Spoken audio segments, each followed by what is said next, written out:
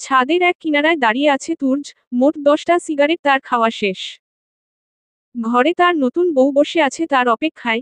তুর্য আজ বিয়ে করেছে নন্দিনী নামের এক অচেনা মেয়েকে। তার বিন্দু মায় খেয়াল নেই বাসর ঘরে বসে থাকা বউয়ের কথা, থাকবে কি করে। সে তো তার সাইমাকে ভালোবাসে, তারা বিয়েও করেছিল, তাদের একটা ছোট্ট মেয়েকে জন্ম দিয়ে গিয়ে সাইমা মারা গেল। মেয়েটাকে এতিম করে, আর তুর্যকে একা করে। সেই থেকে তুর্য খুব চুপচাপ থাকে। মেয়েটার প্রায় 1 বছর হলো, নাম তুলি। বিয়েটা তার মায়ের জোড়াজুড়িতে এক প্রকার হয়েছে। তবে তা তো নন্দিনীর জানা নয়। 12টার উপরে ঘড়ির কাঁটা ঝুলছে, নন্দিনী সেই কখন থেকে অপেক্ষায় আছে তার বরের জন্য। আসলে না দেখেই বিয়েটা করেছে নন্দিনী। তার মনে যে বাস করত সেই কিনা তাকে ঠকিয়ে অন্য কারো বুকে ঠাঁই নিয়েছে। তাই মনের মানুষটাকে মনের খাঁচায় বন্দি করে। বাবার পছন্দের ছেলেকেই বিয়ে করে ফেলেছে। তুর্য আকাশ পানে চেয়ে তার সাইমার কথা ভাবছে, রাগ করেনি তো সাইমা তোমার ঘরে অন্য কাউকে দেখে। পিঠে কারো হাতের স্পর্শ অনুভব হলো তুর্যের, তবে কার স্পর্শ তা সে জানে। তার মা এসেছে। মা এত রাতে সিঁড়ি বেয়ে উপরে উঠতে গেলে কেন? তুর্যের এমন প্রশ্নে তার মা রাগ হবে নাকি অবাক বুঝতে পারল না। তুর্যের মা শিলা বেগম একটু এগিয়ে তার সামনে এসে একটা রাগী লুক নিয়ে বলল, এলাম কেন তা কি তর জানা নয় রে তুর্য? মায়ের কথার ওর সে দিল না। 11তম সিগারেটটায় আগুন ধরাতে ধরাতে বললে, মা নিচে গিয়ে ঘুমিয়ে পড়ো। এই ধোঁয়া তোমার শরীরের জন্য ক্ষতিকর। শিলা বেগম আর কথা বাড়ায়নি। জোর করে বিয়ে করিয়েছি ছেলেকে, এমনি রাগে দুঃখে অতিষ্ঠ সে, তাই এবার তার মন মতোই হক, তবে তার মনটা যেন নন্দিনী বাঁধতে পারে। মনে মনে ভাবতে ভাবতেই নিচে নামছে শিলা বেগম। পিছন থেকে তুর্য তার মাকে ডাক দিয়ে বলে, মা তুলি ঘুমিয়েছে তো। শিলা বেগম ছোট্ট একটা ওড় দিল, হুম বলেই নেমে গেল। নন্দিনীর বসে থাকতে থাকতে কোমর ধরে এসেছে। একটু বালিশে মাথাটা হালকা গুজে চোখের পানি ছাড়ছে। যাকে মন প্রাণ দিয়ে ভালোবাসলাম সে কিনা আমায় ঠকালে, সে অন্য কাউকে বিয়ে করে নিয়েছে, কিন্তু কেন? সে তো এমন না, কেন করলো এমনটা কেন? আজ তার জন্য নিজের উপর রাগ হয়ে এক বাচ্চার বাবা, তাও নিজের থেকে 10 বছর বয়সী এক লোককে বিয়ে করে নিলাম। সব তোমার জন্য নিলয়, সব তোমার জন্য। খুবও তো বলেছিলে আমার নন্দীকে ছাড়া বাঁচব না, আর আজ কি ভাগ্য আমার! আমার মনে যে সে আমার নয়। যাকে বিয়ে করলাম তার মনে হয়তো আমি নেই। নিয়তি কি খেলাটাই না খেলল! একটু পর দরজায় আওয়াজ হলো, ধাক্কা দিয়ে কেউ দরজা খুলছে। নন্দিনী ঝট করে উঠে চোখের পানি মুছে বসে পড়ল। তুর্যকে মাথা উঠিয়ে দেখছেও না নন্দিনীকে। তুর্য ঘরে না ঢুকে আবার বাহিরে বেরিয়ে এলো। তার ভাই ভাবির রুমের দরজায় টোকা দিল তুর্য, কারণ তার অক্সিজেন এখানে বন্দি আছে। তার ভাবি দরজাটা খুলে তুর্যকে দেখে দরজা ছেড়ে সাইড হয়ে গেল, করণ জানে সে কেন এসেছে। তুর্য বিছানায় চেয়ে আছে, তার আর সাইমার মেয়ে তুলি এখানে শোয়া। মেয়েকে কোলে নিয়ে চলে গেল নিজের রুমে। গিয়েই ঘুমন্ত তুলিকে খাটে শুইয়ে নিজে ওর পাশে শুয়ে পড়ল তুর্য। তুলিকে ছাড়া এক রাতও ঘুমাতে পারে না তুর্য। নন্দিনী ওয়াশরুমে, তাই তাকে না দেখে আয়েশ করে শুয়ে পড়ল তুর্য। নন্দিনী ফ্রেশ হয়ে এসেছে, সব মেকআপ ভারী গহনা সব খুলে হালকা একটা সুতির শাড়ি পরে বের হলো। এসে দেখে তুর্য আর তুলি সুন্দর করে খাটে আয়েশ করে শুয়ে আছে। তাহলে আমি শুবোটা কই? অবশ্য এই বুড়ো লোকটার সাথে এমনিতেও এক খাটে ঘুমাতাম না, ভালোই হলো এখন। তাহলে শুবোটা কই? সোফায় শোয়া সম্ভব নয়, এটা তেমন বড় না যে শোয়া যাবে, একজন বসার মতো সোফা। তাই একটু ভেবে আলমারি খুলে একটা চাদর নিয়ে মেঝেতে বিছিয়ে শুয়ে পড়ল নন্দিনী। শুয়ে শুধু এপাশ ওপাশ করছে নন্দিনী, এত শক্ত বিছানায় তার জন্মেও শোয়নি সে।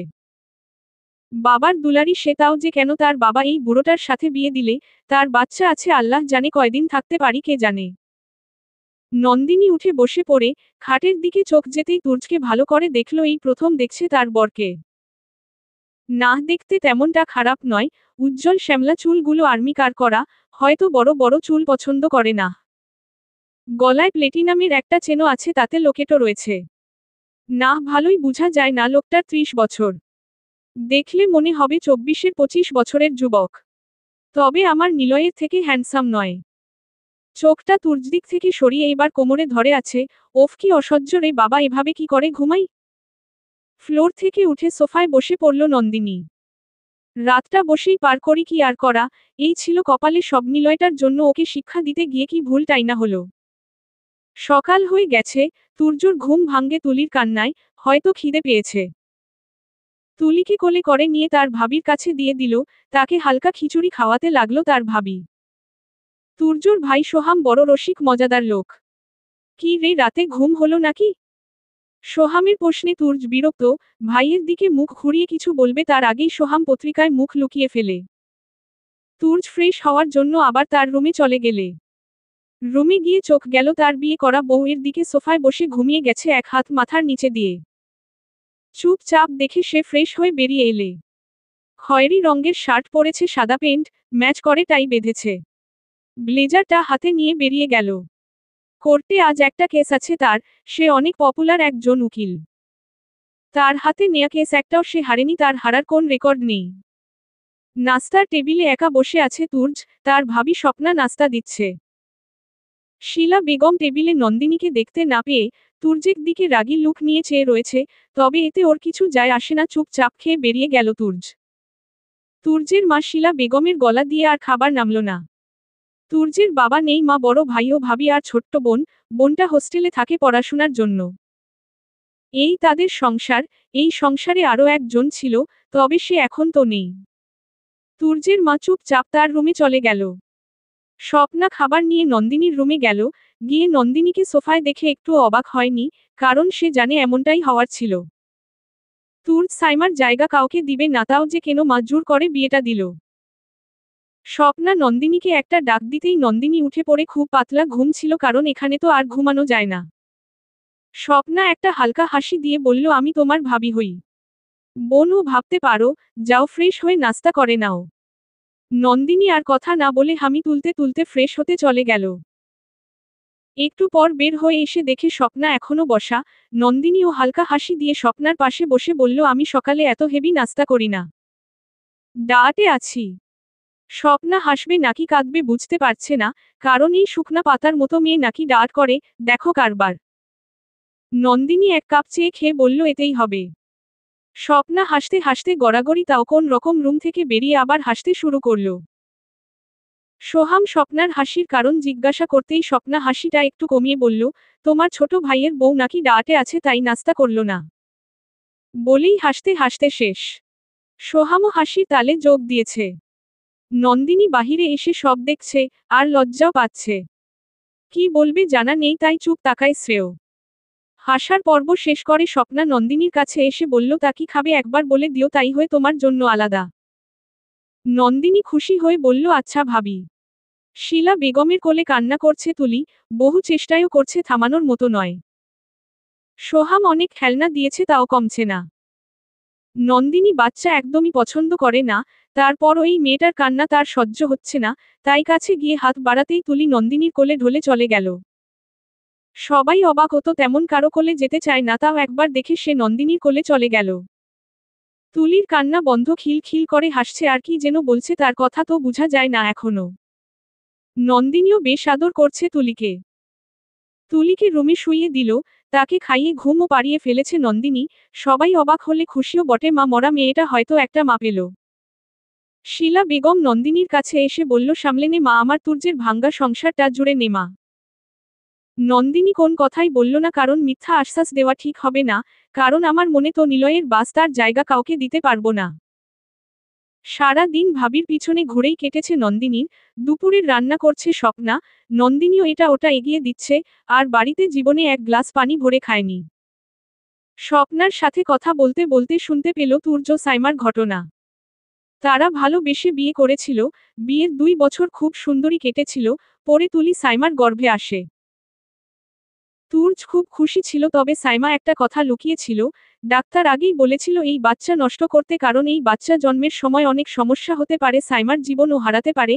রিপোর্ট ভালো আসেনি তাই। তবে সাইমা গোপন করেছিল, তুর্যের খুশির কারণ সে ছিনিয়ে নিতে চায়নি। তারপর তুলিকে জন্ম দিয়েই চলে গেল সবাইকে ছেড়ে। জানো নন্দী, আমি তোমায় নন্দী বলি? হ্যাঁ ভাবি ডাকুন না, সমস্যা নেই। নন্দিনীর মুখে অনুমতি পেয়ে স্বপ্না খুশি হয়ে আবার বলল। নন্দী শুনো, তারপর থেকে তুর্যকে হাসতে দেখিনি, সাইমার মারা গেছে তাও সে কাঁদেনি, কাঁদা আর হাসা যেন ভুলে গেছে। শুধু বেঁচে আছে মেয়েটার জন্য, তাই বলি কি নন্দী সামলে নাও তুর্যকে, দেখো অনেক ভালোবাসবে তুর্য তোমায় অনেক। নন্দিনীর অনেক মায়া হলো, এই ছোট্ট মেয়েটা মা ছাড়া কি করে থাকবে আল্লাহ জানেন। সারা দিন পার হয়ে গেল, তুর্য বলেছিলে লাঞ্চের আগে আসবে, কিন্তু ডিনারের সময় হয়ে গেল এখনো আসেনি। তবে এটা নতুন কিছু নয়, তুর্য এমনই করে সাইমা মারা যাওয়ার পর থেকে। নন্দিনী তুলিকে খাইয়ে হালকা খেয়ে গিয়ে শুয়ে পড়েছে খাটে, আজ আর না ঘুমিয়ে থাকা গেল না, তুলিও সুন্দর করে নন্দিনীকে জড়িয়ে ধরে ঘুমিয়ে গেছে। তুর্য এসেই তুলিকে খুঁজছে, মনে হয় তার অক্সিজেন কমে গেছে, ওকে পেলে আবার শ্বাস নেওয়া যাবে। স্বপ্না তুলি খুঁজ দিতেই দৌড়ে রুমে গিয়ে দেখে দুজন কি সুন্দর করে ঘুমাচ্ছে। তুলির কাছে গিয়ে তুলির কপালে একটা চুমু দিয়ে চেয়ে রয়েছে নন্দিনীর দিকে, চুলগুলো উড়ছে বাতাসে, মুখে হালকা বিরক্তির ছাপ নিয়ে ঘুমাচ্ছে। হয়তো ঠান্ডাটা লাগছে বেশি, এসিটা কমিয়ে দিল তুর্য। এখন সমস্যা হলো সে ঘুমাবে কোথায়, অন্য রুমে যাওয়া চান্স নেই, মা দেখলে রাগ করবে, তারপর প্রেসারটা আবার বাড়বে, কি করবে তা আর ভাবতেই পারছে না। হঠাৎ মনে হলো কাল রাতে তো এই মেয়েটাও এমনি ধিদায় ছিল। তুর্য কি করবে ভেবে না পেয়ে তুলির পাশে শুয়ে পড়ল গুটি মেরে। সকালে ঘুম থেকে উঠে গেল নন্দিনী, তুর্যকে তুলির ওই পাশে দেখে রেগে আগুন, এই লোকটা এখানে কি করছে। নন্দিনী রাগী গলায় ডাক দিল, এই মিস্টার বুইরা। হ্যালো এই বুইরা খাটাস। কানের কাছে কেউ বুইরা বুইরা বলছে, চোখ খুলে দেশে নন্দিনী তাকে বুইরা বলে ডাকছে। এতে তুর্য খেপে গেল, কোন দিক দিয়ে আমায় বুইরা দেখো। নন্দিনীর চিৎকার কানের পর্দা ফাটিয়ে দেয়ার মতোই। তুর্য চিৎকার করে বলল, আরে পুচকি চুপ কর। এবার নন্দিনীর রাগ চৌগুন হয়ে গেল। বাড়ির সকলে হাজির দরজার সামনে, তবে লক থাকায় কেউ ঢুকতে পারছে না রুমে। রাগে গজ গজ করতে করতে তুর্যের কাছে গিয়ে নন্দিনীর রাগী গলায়, তুই পুচকি কইলি কারে বুইরা। তুর্য সমান তালে ওর কাছে ঘেসে বলল, ওই বুইরা কইলি কারে পুচকি। সমান তালে ঝগড়া চলছে। নন্দিনী এবার দাঁড়িয়ে দুহাত মেলে বলল, দেখ তুই কিভাবে পুচকি বললি, আমি পুচকি, তো বিয়ে করলি কেন। তুর্য কম যায় না, বহু দিন পর মন খুলে কারোর সাথে ঝগড়া করছে। সাইমা মরার পর তো কথা বলাই বন্ধ ছিল, তবে আজ নন্দিনীর সাথে বাচ্চাদের মতোই করছে। বাহিরে উপস্থিত সবাই বুঝার চেষ্টা করছে ভিতরে হচ্ছেটা কি। রাগে না জানি কেউ কাউকে খুন করে দেয়। তাদের ঝগড়ায় তুলি ঘুম ভেঙে গেছে কখন, লক্ষ্মী মেয়ের মতো চুপ হয়ে শুয়ে তাকিয়ে আছে দুজনের দিকে। নন্দিনীর চোখ তুলির দিকে পড়তেই বলল, দিলি তো মেয়েটাকে উঠিয়ে। তুর্য খাট থেকে নেমে চুল ঠিক করতে করতে বলল, এই তুই কেমন মেয়ে হে, স্বামীকে তুই করে বলছিস। নন্দিনী তুলিকে কোলে নিয়ে উঠে যেতে যেতে বলল, তর মতো বুইরাকে স্বামী তো দূরে থাক, নিজের ড্রাইভারও রাখতাম না। ওহ তাই নাকি, তা বিয়ে করতে কি আমি হাতে পায়ে ধরেছিলাম বুঝি। তুর্যের এমন কথায় নন্দিনী দমে গেল। নিলয়কে জেলাস করাতে গিয়ে না দেখেই বিয়েটা করেছি, তা কি করে বলি। কি হলো, থেমে গেলেন কেন ম্যাডাম। তুর্যের ডাকে তুলি তুর্যর দিকে ফিরে বলল, দেখুন আপনার সাথে আমার কথা বলতেও রুচিতে বাধে, সো প্লিজ দূরে থাকুন। তুর্য হা হা করে হেসে বলল, বই গেছে আপনার সাথে কথা বলতে, কি অপসরা আপনি যে, আপনার সাথে কথা না বললে কাঠগড়ায় দাঁড়াতে হবে। নন্দিনী রেগে কিছু বলবে তার আগেই তুর্য আবার বলল, আপনার চেয়ে আমার অফিসের পিএ অধিক সুন্দরী, আর আমি মোটেও বুড়া নই, বয়স 30 মায়, এখনো চাইলে 8-এর 10টা মেয়েকে পিছনে ঘুরাতে পারি বুঝলেন। নন্দিনীকে আর কথার সুযোগও না দিয়ে দরজা খুলে বেরিয়ে গেল। দরজা খুলতেই সোহাম, স্বপ্না আর শিলা বেগম তুর্যকে দেখে এদিক ওদিক ফিরে বলল, এই আমার চুলায় কড়াই চাপানো গেলাম। আমার খবরের কাগজ কোথায়। এক একজন এক এক বাহানায় বেরিয়ে গেল। শিলা বেগমও চলে গেল তাদের পিছু পিছু। তুর্য বুঝতে পেরেছে, তাও কাউকে কিছুই বলল না, কারণ সকাল সকাল এমনি মাথা চটিয়ে দিয়েছে অভদ্র মেয়েটা, আল্লাহ জানে একে নিয়ে কিভাবে এক ছাদের নিচে থাকব। নন্দিনী তুলিকে নিয়ে রুম ছেড়ে বাহিরে এলো। নন্দিনীকে দেখে সবাই এমন ভাবে তাকিয়ে আছে যেন এলিয়েন। সোহাম তো নিজেকে সামাল না দিতে পেরে ফিক করে হেসেই দিল। সাথে স্বপ্নাও তাল মিলালো, জামাই বউ একখান পিচ বটে, দুটাই শয়তানের হাড্ডি। নন্দিনী একটু লজ্জা পাচ্ছে, ওনারা তাদের ঝগড়া শুনেননি তো। স্বপ্না নন্দিনীর কাছে এসে বলল, বাহ পারবে তুমি আমার দেওরটাকে নাচাতে। আজ যা দিলে না, আহা হা, সকালই ফুরফুরে লাগছে। নয়তো ওর চেঁচামেচিতে সবাই অতিষ্ঠ ছিলাম, এখন তোমারটাও শুনবো। ওর উপরে ফেলা বোমের শব্দ বলেই হাসছে দুজন। শিলা বেগমও টিপা হাসি হাসছে। নাস্তার টেবিলে বসেছে সবাই খেতে। কাজের মেয়েরা সার্ভ করছে। নন্দিনী এক গ্লাস জুস আর সালাড নিয়েছে প্লেটে। এতে তুর্য অবাক হয়ে তাকিয়ে আছে। স্বপ্না তুর্যের মনের ভাব বুঝে বলল, তোমার বউ ডাটে আছে গোতাই। তুর্য এবার এক গাল হাসি দিয়ে বলল, আমায় বুড়া বলে আর নিজে শুকনা পাতা, পুচকি তাও ডায়েট করে। আর কদিন করলে তো খুঁজেই পাওয়া যাবে না এই 2 দিনের বাবুটাকে। তুর্যের এমন ইঙ্গিত কথা নন্দিনীকে বিরক্ত করছে, কোন শব্দ না করে জোসটা তুর্যের মাথায় ঢেলে দিয়ে বলল ঠিক বলেছেন, ডায়েট তো আপনার করার কথা আমি কেন করব আমি তো একদম ফিট আপনার মতো বুইড়া নই হুম। তুর্য রেগে আগুন সবে মাইকোটে যাবে রেডি হলো আর এই মেয়ে কিনা এই করল। তুর্য রেগে চেয়ার ছেড়ে শার্টের হাতা ফোল্ড করতে করতে বলল দাঁড়া তরো একদিন কি আমার একদিন, আমার পোশাক নষ্ট করা। নন্দিনীকে ধরতে গিয়ে পারল না, কারণ তুলিকে কোলে নিয়ে নিয়েছে, তুর্যের হাতে পানির জগ যা কিনা এখন নন্দিনীকে গোসল করাতো, তাই তুলি একমায় ভরসা। তুর্য রেগে জগটা রেখে বলল ভীতু দেখি, পুচকি তো তাই ভয় পায় তা এত ভয় আমার সাথে লাগতে আসেন কেন? নন্দিনী তুলিকে ভাবির কোলে দিয়ে বলল মোটেও ভীতু নই আমি, আর আপনার মতো বুড়োকে শিক্ষা দিতে তো আমার বা হাতি যথেষ্ট। তুর্য এবার নিজে প্রস্তুত করে বলল তাহলে দেখা যাক কার কত দম আছে, পুচকি আজ তোরও খবর আছে। নন্দিনী হাসি দিয়ে বলল তা তো সময়ই বলবে হুম। তুর্য পানির জগটার পানি নন্দিনীর দিকে ছুঁড়ে মারল। নন্দিনীও দেরি না করে তুর্যের চুল টেনে ধরল, দু হাতে চুল ছোটে হওয়ায় ধরতে অসুবিধাও হচ্ছিল নন্দিনীর। তবে তুর্য নন্দিনীর চুল ধরেছে তবে সহজই, কারণ এত বড় চুল ধরতে সমস্যা হচ্ছে না। স্বপ্না আর শিলা বেগম তুর্যকে এমন রূপে কখন দেখনি, আর এই মেয়ে তো কম নয় বাবা রে বাবা, এই পারবে তুর্যের ঘরটা সামলাতে। দুজনেই চুল টানছে, সোহাম রেফারি হয়ে দুজনকেই উৎসাহিত করছে। হুম ডানে দাও তুর্য তুই ওরে কামড় দে, নন্দিনী তুমি কর মাথায় গুথা মারো এইসব। নন্দিনী তুর্যের হাতে জোরে কামড় বসিয়ে দিয়েছে। সোহাম তুর্যে ডেকে বলল তুইও দে ওর ঘাড়ে দে, ঘাড়ে রাক্ষসের মতো ধর। তুর্য নন্দিনীর ঘাড়ে হালকা কামড় দিল। সোহাম আবার নন্দিনীকে শিখিয়ে দিচ্ছে, নন্দিনী এবার ওর পায়ে লেং মেরে নিচে ফেল। নন্দিনী তুর্যকে লেং মেরে ফেলে দিল। নিচে ফেলে নন্দিনী তুর্যের উপর চেপে বসে ওর চুল ছিঁড়ছে, এবার তুর্য নিজেকে ছাড়াতে ব্যস্ত। সোহাম আগের মতোই এমন বক বক করছে। এতে তুর্য নন্দিনী দুজনই বিরক্ত। নন্দিনী তুর্যকে ছেড়ে দিয়েছে, তুর্য উঠে দুজন মিলে সোহামকে এলোপাতাড়ি কিলাচ্ছে। আর বলছে একজনের সাইডে থাকা যায় না, দুজনকে লাগিয়ে দিয়ে মজা নেয়া হচ্ছে, তেমার মতো ভাই লাগবে না আজ তুমি শেষ। নন্দিনীকে সোহাম ঠোঁট বাঁকিয়ে বলছে ও নন্দিনী বাঁচাও বোন। নন্দিনী সোহামকে হাতে কামড়ে বলল আপনাকে কখনোই না। কেমন ভাসুর আপনি নাকি অসুর, দুজন ঝগড়া করছি ছাড়াবেন তা না, আপনি আমাদের রেসলিংয়ের মতো লড়াচ্ছেন। স্বপ্না এবার তুলিকে রেখে 3 জনকে ছাড়ালো বহু কষ্টে। শিলা বেগম ভারী মেজাজ নিয়ে বলল তোরা কি বাচ্চা নাকি? তোদের বাচ্চারা তোদের কাছ থেকে এগুলোই শিখবে, ছিছি সোহাম তুই তো বড় ছিল। আর তুর্য মেয়েদের কিভাবে মেয়েদের সাথে কথা বলতে হয় তা ভুলে গেছিস নাকি? তুর্য নিজে ঠিক করে বলল এটা মেয়ে নাকি, কই মনে তো হয় না, রাক্ষসী ডাইনি মনে হয়। নন্দিনী আবার ক্ষেপে তুর্যর দিকে তেড়ে এলো।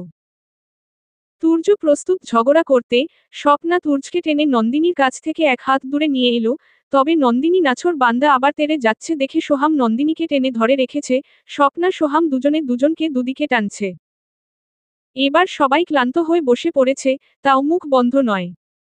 নন্দিনী হাঁপাতে হাঁপাতে বলল এই যাত্রায় বেঁচে গেলি পড়ে আর পারবি না বুইড়া।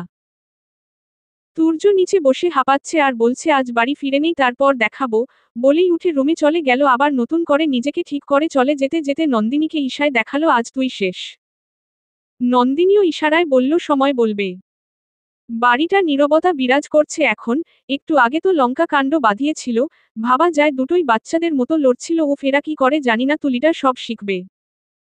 নন্দিনী তুলিকে নিয়েই ব্যস্ত, নন্দিনীকে না পেলে তুলি খেতে চায় না, ঘুমায় না, নিজের সন্তানের মতোই যত্ন নিচ্ছে নন্দিনী তুলির। শিলা বেগম তার রুমে ইজি চেয়ারটায় বসে চশমাটা হাতে নিয়ে ঘুরাচ্ছে আর ভাবছে। স্বপ্না আদা দিয়ে 1 কাপ চা করে এনেছে শিলা বেগমের জন্য, কারণ তার মাথা ব্যথা করছে তা স্বপ্না বেশ বুঝতে পারছে। চাটা সাইডের টেবিলে রাখতেই শিলা বেগমের ধ্যান ভঙ্গ হলো। চশমাটা পাশে রেখে স্বপ্নাকে ডেকে পাশে এনে বলল, আমি ভুল করলাম না তো, তুর্যের সংসার গুছাতে গিয়ে আরো এলোমেলো করে দিলাম না তো? স্বপ্না শিলা বেগমের হাতটা হালকা চেপে বলল না মা, ভুল করেননি, তুর্যের জন্য নন্দিনী একদম পারফেক্ট। দেখবেন এমন করতে করতে তারা কতটা কাছে চলে আসে তারা নিজেই জানবে না। তুর্যকে এবার নন্দিনীকে মেনে নিয়ে আগে এগোনো দরকার। তুলি বড় হচ্ছে, তার বাবা মা দুই চাই, আর তুর্যেরও একটা সুখের দুঃখের মানুষ চাই। আপনি দেখেননি মা আজকের ঘটনা, তুর্য কত অ্যাক্টিভ ছিল, যেন কত ফুর্তিলা। শিলা বেগম হাফ ছেড়ে চেয়ারটায় আয়েস করে বসে চোখ বুজে নিল। স্বপ্না আর শব্দ করল না, চুপচাপ বেরিয়ে এলো শিলা বেগমের রুম থেকে। সারা দিন নন্দিনী নিজের ফোনটা বন্ধ রেখেছে, কারণ তার বাবা বারবার ফোন দিচ্ছে তাই। কেমন বাবা নিজের মেয়েকে বাচ্চাওয়ালা পুরুষের সাথে বিয়ে দিল, তাও এত ঝগড়াটে না বাবার সাথে আড়ি আড়ি। নন্দিনীর বাবা ছাড়াও আর একজন ফোন দিয়েছিল বহুবার, একটু নন্দিনীর গলার আওয়াজটা শুনবে সে আশায়, তবে বারবার ফোন বন্ধ পেয়ে হতাশ হয়ে রয়েছে। সে আর কেউ নয়, নিলয়। দু চোখ পানিতে ছল ছল করছে, তার নন্দিনীকে কাল থেকে একবারও দেখতে পায়নি। কতটা ভালোবাসে তা নন্দিনীকে কখনোই বলবে না নিলয়, সে চায় এগিয়ে যাক জীবনে, নন্দিনী নামক মেয়েটা তার কোন অস্তিত্ব সে রাখতে চায় না। এতটাই ভালোবাসা রোজ দেখা করে, কতই না ঝগড়া প্রেম তাদের। মানুষ তো হিংসাও করত। নন্দিনী একবার বলেছিল নিলয়কে লিপ কিস করলে কি ঘৃণা হয় না মানুষের, কেমনে করে। নিলয় বাঁকা হাসি দিয়ে বলেছিল বিয়ের পর তোমায়ও কিস করব, তখন দেখে নিও। নন্দিনী তখন খুব কিল ঘুষি মেরেছিল নিলয়ের বুকে। আর বলেছিল মোটেও না, তোকে আমার ঠোঁটে কিস করতে দিব না কুত্তা। খুব ঝগড়াটে, না জানি শ্বশুর বাড়িতেও এমন করে। সেই খালি বুকটায় হাত বুলাচ্ছে নিলয়, তার বুকটা এখন তো খালি। একবার যদি নন্দিনীর গলার আওয়াজটা শুনতে পেতাম। সন্ধ্যায় বাসায় ফিরেছে তুর্য, হাতে অনেক চকলেট। তুলির জন্য সাইমার মতো তুলিও চকলেট পছন্দ করে। রুমে ঢুকে চকলেটগুলো সাইডের টেবিলে রেখে ফ্রেশ হতে চলে গেল তুর্য। নন্দিনী স্বপ্নার রুমে আড্ডা দিচ্ছিল, হঠাৎ কিছু মনে পড়তেই তুলিকে রেখে রুমের দিকে পা বাড়ায়। তুর্য ফ্রেশ হয়ে বেরিয়ে দেখে নন্দিনী বসে একে একে চকলেট খুলছে আর খাচ্ছে। সে তো অবাক, ভেবেছিলাম সাইমার পছন্দ, এখন দেখি সব মেয়েদেরই পছন্দ। যাহ বাবা, সব খেয়ে নিচ্ছে, তুলি কি খাবে। নন্দিনী তুর্যকে দেখে এক গাল হাসি দিল, মুখ ভর্তি চকলেট, কথা বলতে পারছে না ঠিক মতো। তাও মুখে চকলেট গুজেই বলল, আপনি তো বেশ ভালো, আমার চকলেট পছন্দ তাই এনেছেন বুঝি। তুর্য ভেবাচাকা খেয়ে বলল, হুম, আপনার জনি সকালে ঝগড়ায় জিতেছেন তো তাই প্রাইজ দিলাম। নন্দিনী মুখটা ভেঙচি দিয়ে আবার চকলেট খাওয়ায় মন দিল। লাস্ট একটা রয়েছে, এটাও খাওয়ার জন্য খুলছে নন্দিনী। তুর্য একটু নিচু গলায় বলল, এটা তুলিকে দিন খেতে, কাল আপনায় আরও এনে দেব। নন্দিনী এবার বুঝতে পারল এগুলে তুলির জন্য, ইস বলেই গেলাম ওর কথা, ও তো চকলেট খেতে পারেছি, এখন কি লোভী ভাবল বুড়ো লোকটা। চকলেটটা রেখে চুপ করে বেরিয়ে গেল নন্দিনী। তুর্য চুপ, রাগ করল না তো উনি, না বললেই ভালো হতো, হয়তো ঝগড়াটা কম করত। মনটা খারাপ করে দিলাম ধ্যাত। না, কাল অনেকগুলো আনবো যা এক মাসেও ফুরাতে পারবে না। এই মেয়ে তো ডাট করে, তাও চকলেট এভাবে খায় বাবা। তুর্য পা বাড়ায় বাহিরে, দেখে আসি তুলি মাকই, আর এই মেয়েটা আবার কান্না জুড়েছে কিনা। ঘর থেকে বেরিয়ে এবার পা চালায় স্বপ্নার রুমে। গিয়ে তুর্য কিছুটা অবাক, নন্দিনী সব চকলেট খায়নি, চারটা রেখেছে, কখন রাখলে। না, এতটাও বাচ্চামু নেই। সত্যি কি নন্দিনী এমন? নাকি সব দেখানো সতীনের মেয়েকে কেউ এত আদর করে? তুলি আজ প্রথম মা বলেছে, নন্দিনী খুশিতে গত গত। মাম্মা মাম্মা বলছে তুলি, তার ঠোঁট হাসি মেখে। নন্দিনীর বেশ আদর করছে তুলিকে। তুর্যের হাসি মাখা মুখটা আবার মলিন হয়ে গেল, এটা ভাবতেই নন্দিনী হয়তো সবাইকে দেখানোর জন্যই এমনটা করছে। এই মেয়েকে বিশ্বাস নেই, একটু চোখে চোখে রাখতে হবে। তুর্য আবার চলে এলো নিজের রুমে। একটু টুকটাক কাজের পর ডিনার করতে বসল সবাই। শিলা বেগম আসেনি, উনার শরীরটা ভালো না। চিন্তা মগ্ন হয়েছিল আজ সারা দিন, তাই মাথাটা খুব ধরা। তুর্য মায়ের সাথে দেখা করতে গেল, একটু খাবার মুখে দিয়ে। আর তার মার জন্য একটু স্যুপ হাতে নিয়ে রুমে ঢুকল। শিলা বেগম তুর্যকে দেখে বিছানা থেকে উঠে বসে, ছেলেকে পাশে বসিয়ে অপলক ভাবে তাকিয়ে আছেন তিনি। তুর্য মায়ের মুখের সামনে স্যুপটা ধরেছে চামচে করে। শিলা বেগম একটু মুখে তুলে নিল, দ্বিতীয় বাইটটা হাতে মানা করে তুর্যকে বলে উঠল, এখন ও রেগে আছিস। তুর্য স্যুপটা রেখে মায়ের দিকে তাকিয়ে ওর দিল, মায়ের সাথে রাগ করে থাকা যায় কখনো। তুর্যের মা একটা হালকা হাসি দিয়ে বলল, তুই তো আমার সব কথাই রাখিস রে, তবে আরেকটা কথা রাখো না বাবা।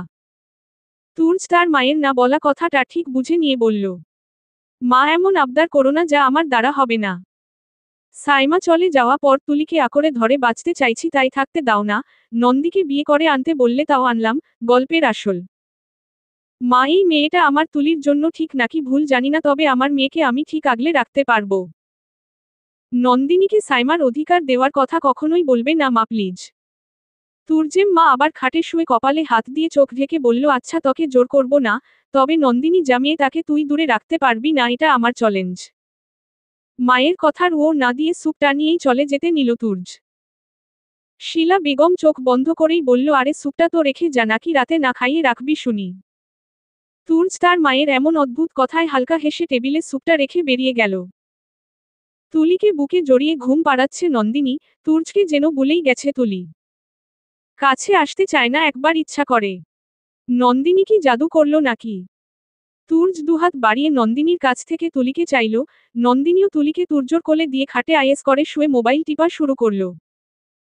তুর্য তুলিকে নিয়ে বারান্দায় দাঁড়িয়ে গুনগুন করে গান গাইছে, যা সাইমা রোজ গাইতো বিয়ের পর থেকে।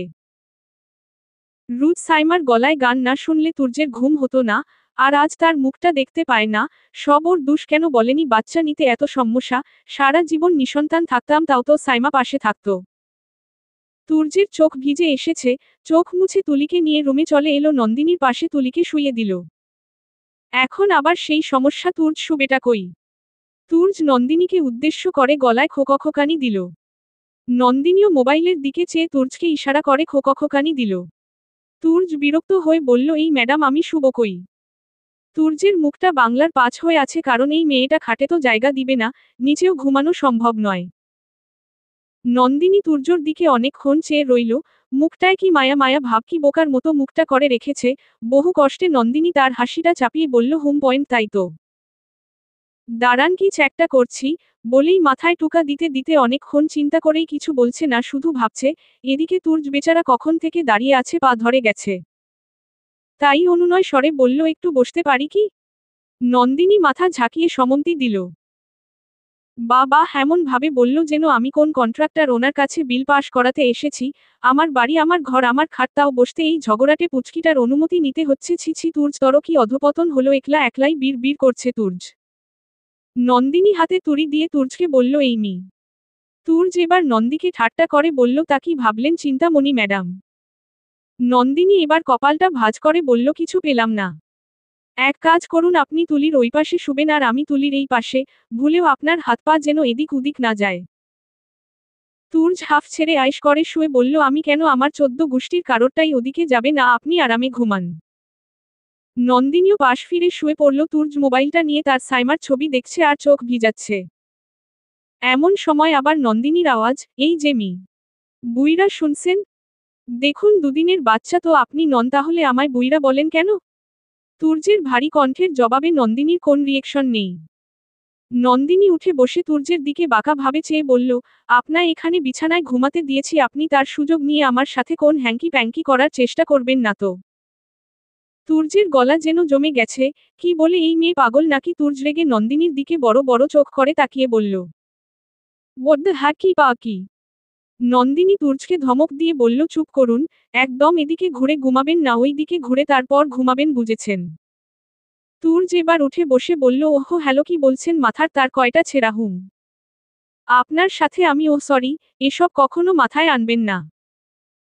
আপনি আমার লিগেলি বিয়ে করা বউ, আমি চাইলে সবটাই এই মুহূর্তে আদায় করতে পারি, তা আপনি বা অন্য কেউ আমায় বাধা দিতে পারবে না।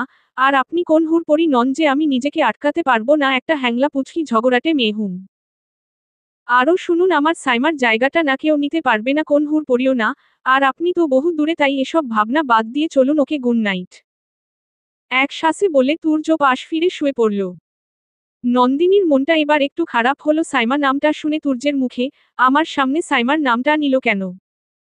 ধুর, নিলেই আমার কি যা ইচ্ছা করুক, বলেই নন্দিনীও শুয়ে পড়ল। নন্দিনী শুয়ে নিলয়ের স্বপ্নে ডুব দিল।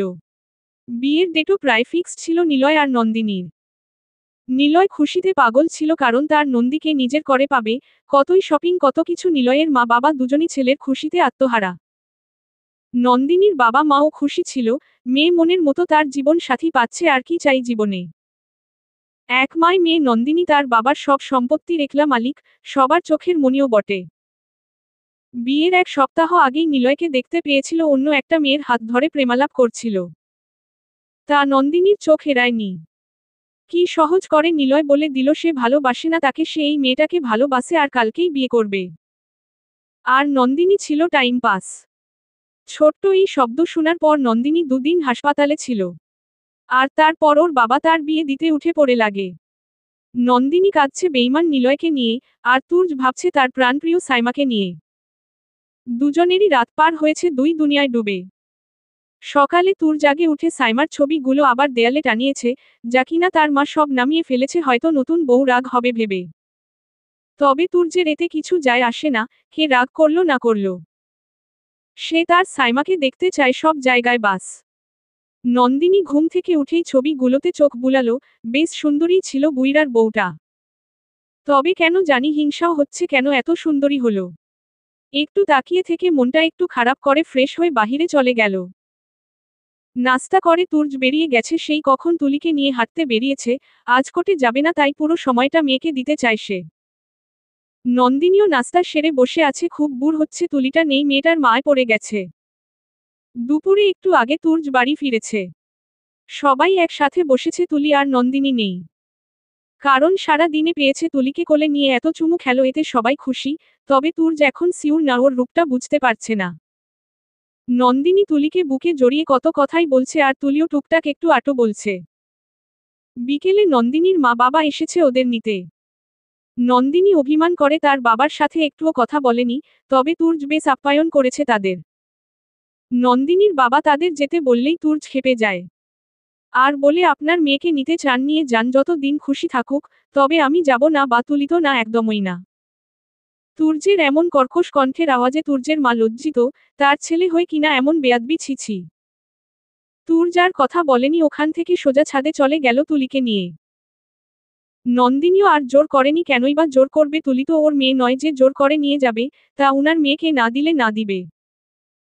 নন্দিনীও রাগ করে কাপড় গুছিয়ে রেডি হয়ে গেল, সবার কাছ থেকে বিদায় নিয়ে নিল কিন্তু যাওয়ার বেলা একবার তুলির দেখা পেল না এতে নন্দিনীর মনটা বড় ছটফট করছে। নন্দিনীর বাবার মনটাও ভালো না এমন ব্যবহার তুর্যের কাছে উনি আশা করেননি, খুব ভালো ছেলে জানতাম ওকে, তাই নিজের মেয়ের ইচ্ছার গলা টিপে দিয়ে ওর সংসার গুছাতে পাঠিয়েছিলাম। আর কি হলো মেয়েটার জীবনই পাল্টে গেল। নন্দিনী কয়েকবার ছাদে পা বাড়িয়েও যায়নি কেন যাবে, ওনার মেয়ে বলে যা জোর খাটালো তা কি করে ভুলি। নন্দিনীও অভিমান করে আর গেল না, সোজা বেরিয়ে গেল। নন্দিনীদের বাড়ি বেশি দূরে নয় 40-45 মিনিটে একটানে চলে আসা যায়, তবে জ্যাম থাকলে ঘন্টা লেগে যায়। ওদের পৌঁছাতে তেমন সময় লাগেনি। বাসায় পৌঁছে নিজের রুমের গন্ধ নিচ্ছে নন্দিনী যেন কত বছর পর এলো।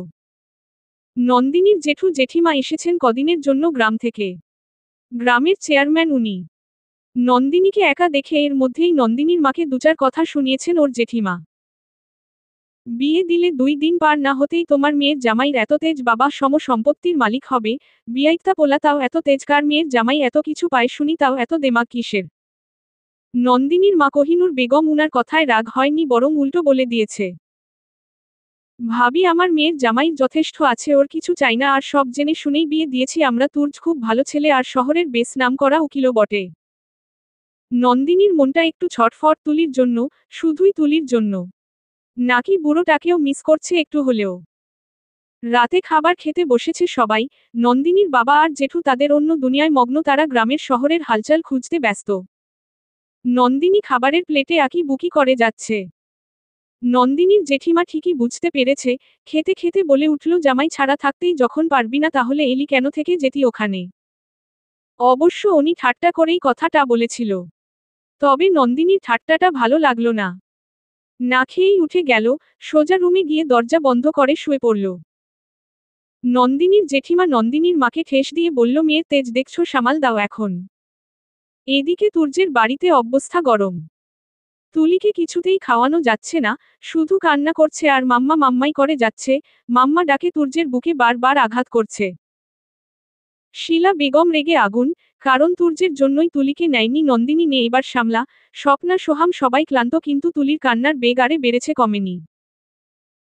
তুর্য একটু নরম হলো মেয়েটাকে কি জাদু করলো দুদিনে যে ওকে ছাড়া তুলি নাওয়া খাওয়া ছেড়ে কান্না করছে দুদিন আগেও তো সব ঠিক ছিল বাবা তার দুনিয়া ছিল এখন সেই দুনিয়ায় আরও একটি নাম জড়ালো, নন্দিনী তুলি মাম্মা। তুর্যের মা তুর্যের মাথায় হাত বুলিয়ে বলল বাবারে তুলির সুখের জন্য সব পারিস তাহলে এটাও মেনে নে। হয়তো এই লিখনটাই ছিল মেনে নে বাবা নন্দিনীকে তুলির জন্য হলেও ওর একটা মা চাই। তুর্যের কানে শুধু তার মায়ের কথাই বাজছে। না তুলির জন্য হলেও নন্দিনীকে চাই তুর্যের তবে সাইমার জায়গাটা নিয়ে এখন অনেক সংকোচ তার। রাত 11টা নন্দিনীর মোবাইলে অচেনা এক নাম্বারে কল আসছে। নন্দিনী উদাস হয়ে আছে ফোন ধরার মন মানসিকতা এখন তার নেই। নন্দিনীর মনটা বড় ছটফট করছে নিলয়দের বাড়িতে একবার যাওয়ার। না কি করে যাবে এখন, সে অন্যের হয়ে গেছে, যদি তার বউ বাও দেখে খারাপ ভাবে। ভাবতে ভাবতেই বাহিরে কারো গলার আওয়াজ পাচ্ছে, কে এলো। নন্দিনীর মুখে চাঁদমাখা হাসি নিয়ে দৌড়ে রুম ছেড়ে বেরিয়েছে। তুলি আর তুর্জকে দেখে নন্দিনী খুশিতে আত্মহারা। দৌড়ে এসেই তুর্জকে জড়িয়ে ধরেছে নন্দিনী। এতে তুর্জ নয় বরং সবাই অবাক, কানটা কি করল। নন্দিনীর জেঠিমা হেসে বলল, বাবা দুদিনেই জামাই পাগল হয়ে গেলি নাকি রে নন্দী। জেঠির কথায় তুর্জকে ছেড়ে বোকা হয়ে রইল। না হাসলেই তো, এটা কি হলো।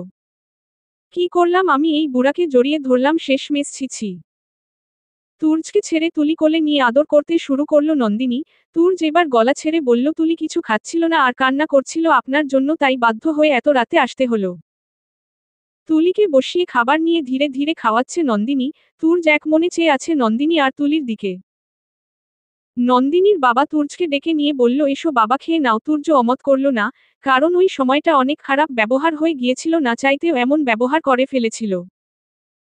চুপ করে খাচ্ছে তুর্জ। নন্দিনীর মা আর তার জেঠিমা তাড়াহুড়া করে হালকা পুলকা রান্না করেছে, তাই দিয়েছে খেতে।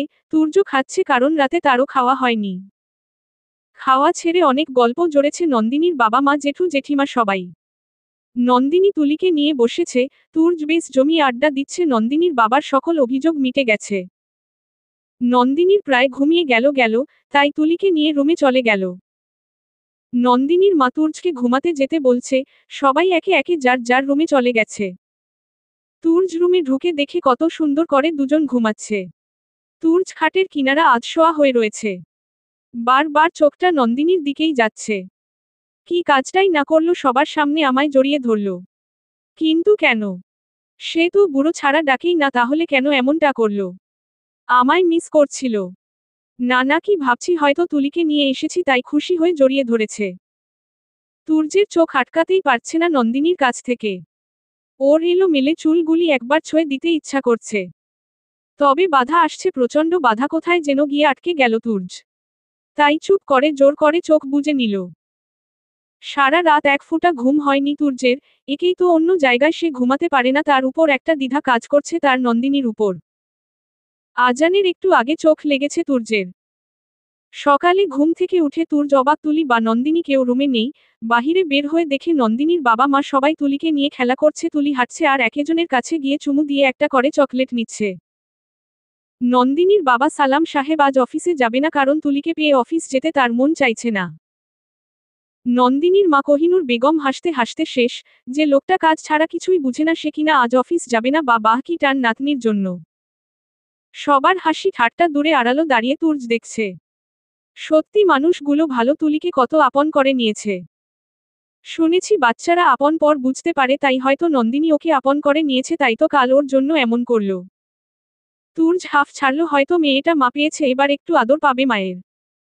যদি কোন দিন নন্দিনীর নিজের বাচ্চা হয়, তখন কি এমন ভাবেই আদর করবে তুলিকে?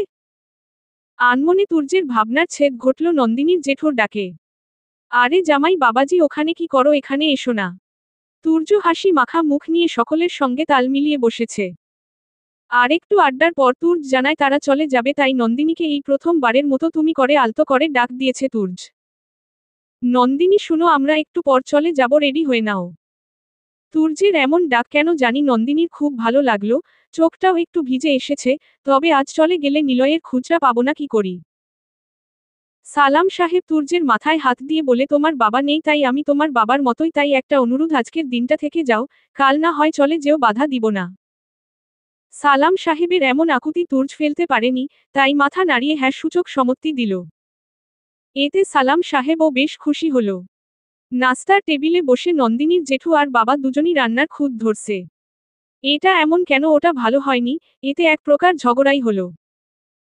কোহিনুর বেগম তো রেগে টেবিল থাপড়িয়ে বলল, তোমরা কি বুঝবে রান্নার কত ঝামেলা, কোন দিন কি রান্না ঘরে পা ফেলেছ।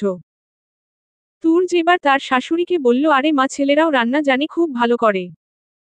এটা সে নর্মালি বলেছে, কিন্তু নন্দিনী এবার বলল, ও তাই নাকি, তাহলে দেখান দেখি কেমন রান্না জানেন। মহিলারা সবাই তালে তাল মিলালো। সালাম সাহেব ও উঠে বলল, আমরা সব পারি, কামাতেও পারি, খেতে পারি, রান্নাও পারি, আজ তা দেখিয়ে দিব। আর তোমরা করোই বা কি, সব তো কাজের মেয়েরা করো, রান্না ঘরে গিয়ে একটু চামচ নাড়লেই রান্না হয় নাকি। নন্দিনীও হাসি দিয়ে বলল তাহলে ঠিক আছে, দেখা যাক দুপুরের রান্না তোমাদের, আর আমরা টেস্ট করে বলবো কেমন হলো। তুর্য বেচারা মহা বিপদে, সে তো দুধ কিভাবে রান্না হয় তাই জানে না, সাথে কি কিছু দেয় কিনা, আর আজ এমন ঝামেলায় পড়ল। যা, আমার জন্য সব ছেলেদের নাম খারাপ হবে নাকি। নাস্তা খাওয়া শেষ, তুলিকে হাঁটাচ্ছে আস্তে আস্তে, অবশ্য সে পারে, তবে সারা দিন সবাই কুলে রাখে বলে নামতে চায় না, কিন্তু নন্দিনী তা হতে দিবে না, তুলিকে হাঁটাতেই হবে। সেই কখন থেকে সালাম সাহেব তুর্যার জেঠুরা মিলে রান্না ঘরে কি করছে আল্লাহই জানেন, শুধু ভিতর থেকে ভাঙ্গার আওয়াজ আসছে, কি যে ভাঙছে কে জানে। তুর্জকে সালাম সাহেব বলল বাবাজি তুমি সবজি কাটো, বলেই ছুরি আর সবজি হাতে ধরিয়ে দিয়েছে। আরে হো বাপরে, এখন কি হবে তুর্জ বেচারা, তুই তো ফেসে গেলি রে, সবজি কি করে কাটতে হয় তা তো জানি না, এখন উনাদের বললে উনারাই আমার উপর হাসবে, আর নন্দিনী তো সারা জীবন খুঁটাই দিবে। নন্দিনী চুপি চুপি দরজার আড়ালে দাঁড়িয়ে তুর্জকে দেখছে, মুখ দেখেই বোঝা যাচ্ছে সে সবজি কাটতে পারবে না। তবে মুখটা দেখে মাও লাগছে বেচারা। তুর্জকে চুরির আওয়াজে ইশারা দিয়ে দেখাচ্ছে কিভাবে কাটতে হয়, সে হাতে দেখাচ্ছে, আর তুর্জের মাথার ব্রেনটা খুব জলদি ক্যাচ করেছে। সব কাটা শেষে বিজয়ী হাসি দিয়ে নন্দিনকে ইশারায় ধন্যবাদ দিয়েছে তুর্জ। কোহিনূর বেগম সব দেখছে, তবে বাধা দেয়, ওদের সম্পর্কের যা হাল একটু আকটু এমন হওয়ার খুব দরকার।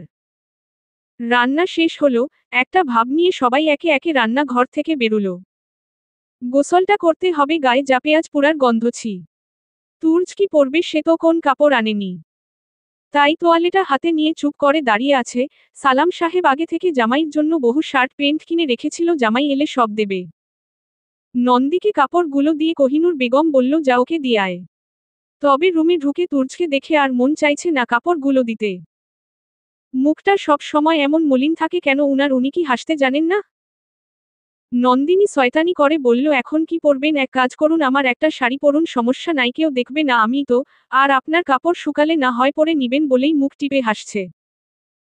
তুর্জ বেচারা কি করবে, ওকে কিছু বলছেও না, কারণ ওর হাসিটা বেশ ভালোই লাগছে।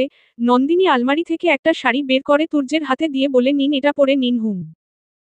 তুর্জ শাড়ি নিয়ে বোকার মতো ওর দিকে চেয়ে রয়েছে। নন্দিনীর হাসি এবার বাঁধন ছাড়া, সে পেট ধরে জোরে জোরে হাসতে হাসতে বিছানায় গোড়াগড়ি প্রায়। এই হাসিটার নেশায় পড়েছে তুর্জ, তাই আজ ঝগড়া না করে শুধু দেখছে মন ভরে। মাতাল হয়ে নন্দিনীর কাছে এগুচ্ছ তুর্জ। তুর্জের পা চালানো বন্ধ হয়ে গেল।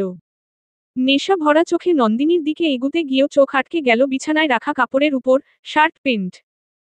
তাহলে ও এমন বলল কেন শাড়ি পরতে, কাপড় তো সব আছে। তুর্যের যা বুঝার বুঝে নিয়েছে, কোন কথা না বলে ওখান থেকে একটা নীল শার্ট আর কালো জিন্সটা নিয়ে ওয়াশরুমে চলে গেল। অবশ্য সে জিন্স পরে না, কারণ তার প্রফেশনে এটা মানায় না বিধায়। নন্দিনীর হাসি এবার থেমেছে দরজা ধম করে আটকানোর শব্দে। বুইড়াটা কি রেগে গেল নাকি? অনেকক্ষণ পর তুর্য ওয়াশরুম থেকে বের হয়েছে, গায়ে যা বাজে গন্ধ লাগছিল অবশেষ তা এখন নেই। তুর্য বের হওয়ার পর নন্দিনীর আলমারি থেকে একটা শাড়ি নিয়ে ওয়াশরুমে এগুচ্ছে, যেতে যেতে তুর্জকে এক নজর দেখে নিল, পুরাই হিরো লাগছে, মন চাইছে গাল দুটো টেনে দেই। চুপ করে নন্দিনী ভিতরে ঢুকে গেল। একটু পর সেও বের হলো, তবে অবাক করা কাণ্ড হলো দুজনের কাপড়ই নীল রঙের। নন্দিনী তা খেয়াল করেনি, অবশ্য রুম থেকে বের হওয়ার পর তার জেঠিমার কথায় খেয়াল করে দেখে ঠিকই তো। নন্দিনীর জেঠিমা দুজনকে দেখে বলল বাব্বাহ মিয়া বিবি এক রঙে মেখেছিস নাকি?